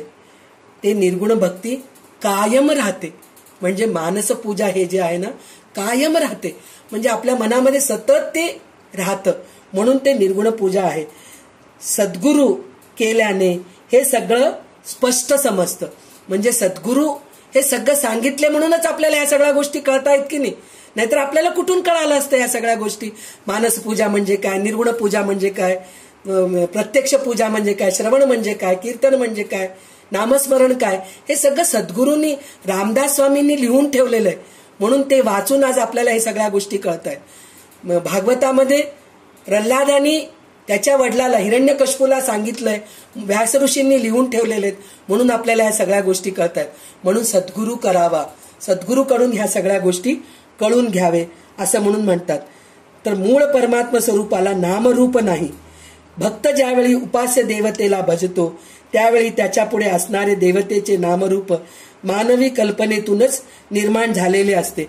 आपण हे सगळं म्हणतो, शंकराला जटा आहेत, त्या जटावरती चंद्र आहे, त्याच्यामधून गंगा वाहते, हे सगळं आपलं कल्पनाच आहेत. पण प्रत्यक्ष पाहिलं तर निर्गुणच आहे. त्याचं हे आत्ताच आपल्याला रामदास स्वामी कशाला सांगितलेत, तिथं आपण त्या काळामध्ये तिथं कैलास पर्वतावर जावं तर तिथं प्रत्यक्ष देव नव्हते, पण आपल्या कल्पनेतून निर्माण केलेले देव साक्षात्कार दर्शन देत होते. तेव्हा कुठं ते सायुज्य मुक्ती आपल्याला मिळते असं म्हणून सांगितलेलं. तर मला जसं कळालं, म्हणजे रामदास स्वामींनी जे लिहिलेले आहेत ते प्रत्यक्षामध्ये जेव्हा वाचत गेले तेव्हा थोडंसं मला वाटलं की मला या गोष्टी सांगता येतील की नाही असं मला वाटलं होतं. पण खरोखर रामदास स्वामींची कृपा आहे, त्याच्यामुळे मला थोडं काही जे कळालं ते मी तुम्हाला सांगायचा प्रयत्न केले 4 मुक्तींबद्दल. तर हे सायुज्य मुक्तीपर्यंत बोलणं खूप सोपं आहे, पण जे प्रत्यक्ष अनुभवलेले सद्गुरू आहेत रामदास स्वामी जे आहेत त्यांनी लिहिलेलं आहे. तर त्यांनी लिहिलेलं मला कुठपर्यंत कळालं मी हे करू शकत नाही, कारण त्या गोष्टी मी सायुज्य मुक्ती मी अनुभवलेलीच नाहीये. तर तितकं मी अनुभवलेले जे सांगतात ना ते कळतं. म्हणजे ज्या वेळेस मी स्वतः हे सायुज्य मुक्ती अनुभवलेली नाहीये तर त्याच्यामध्ये काहीतरी कमीपणा आहेच. तर ते जे कमीपणा आहे ते आपण अभ्यास करत करत आपण सायुज्य मुक्तीपर्यंत जाऊया. तर आज मला जेवढं कळालं तेवढं मी सांगायचा प्रयत्न केले. तर खरंच खूप कमी आहे मी सांगितलेलं, तर खरोखर माझ्या अभ्यासामध्येच खूप कमी आहे. म्हणजे मला स्वतःलाच अजून सायुज्य मुक्तीपर्यंत जाणं जमत नाहीये, तर मी तुम्हाला काय सांगू शकेल. तर काही कमी आहे. तर ह्याच्याबद्दल खरोखर तुम्ही सगळे मला क्षमा करा. आणि खरोखर तुम्ही इतकं मनापासून सगळे लोक ऐकतायत तर त्याच्यामुळे मला थोडंसं अभ्यास करायचं वृत्ती निर्माण होते आहे आणि काहीतरी बोलावंसं वाटतंय. हे सगळं रामदास स्वामींच्या कृपेने आणि तुमच्या प्रोत्साहनानेच या सगळ्या गोष्टी होत आहेत. तर ही सायुज्य मुक्ती येण्यासाठी म्हणूनच रामदास स्वामींनी कल्याणकरी रामराया हे जे प्रार्थना आहे त्याच्यामध्ये खरोखरच सायुज्य मुक्ती आपल्याला ऐकायला मिळते कल्याणकरी रामरायामध्ये. तर आपण ते आता ऐकूया. तर आज जे काही शब्द माझ्या मुखातून निघालेले आहेत ते सर्व शब्द पुष्पांजली रामदास स्वामींच्या चरणी अर्पण करून आणि जे काही कमीपणा असेल त्याच्यासाठी म्हणून क्षमा मागून मी आज इथेच थांबते. जय जय रघुवीर समर्थ सद्गुरु समर्थ रामदास स्वामी महाराज की जय. तर आता वैशाली ताई कल्याणकरी रामराया म्हणून दाखवते. हा वेळ आहे ताई 5 मिनिटं. हा चालेल. थोडा वेळ आहे.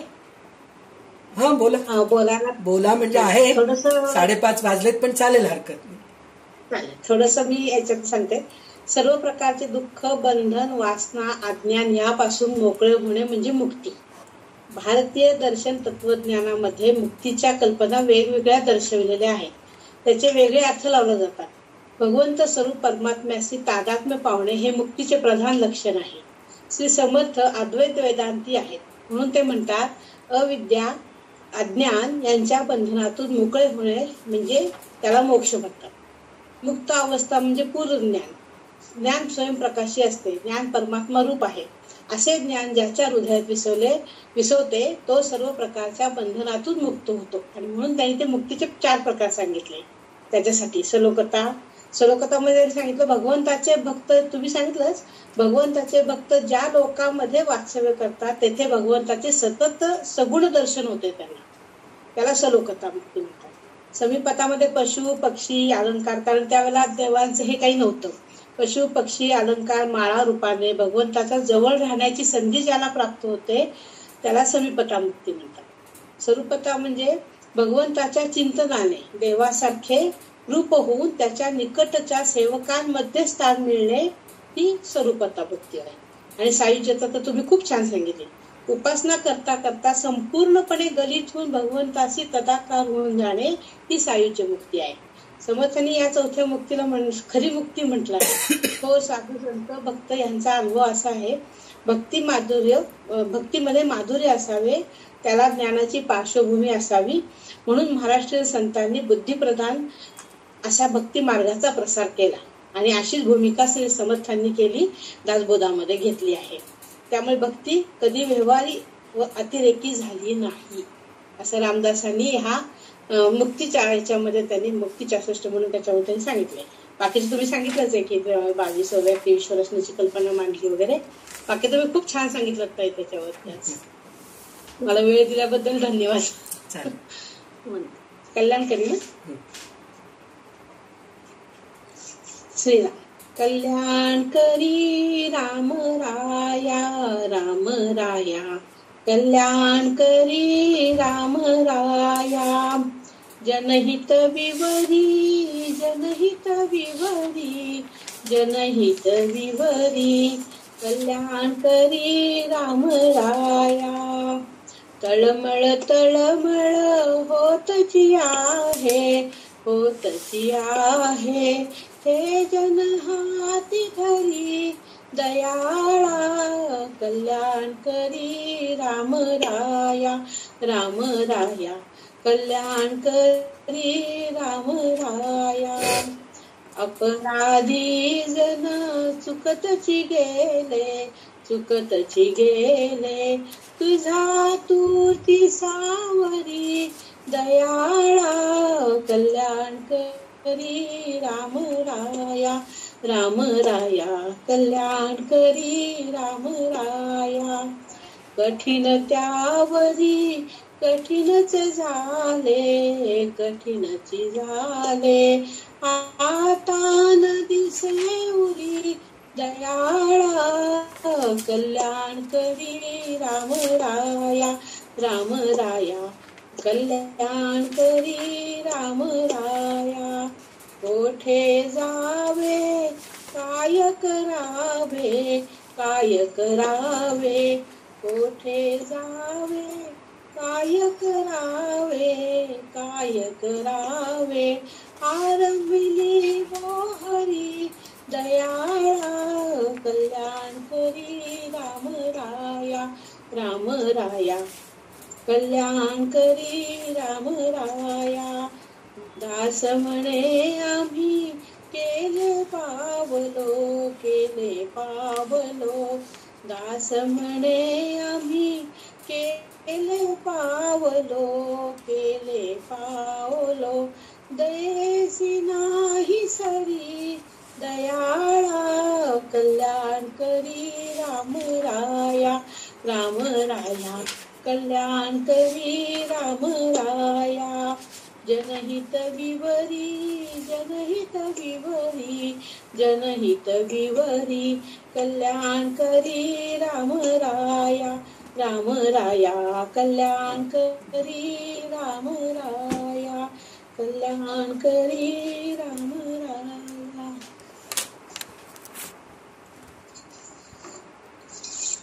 श्रीराम.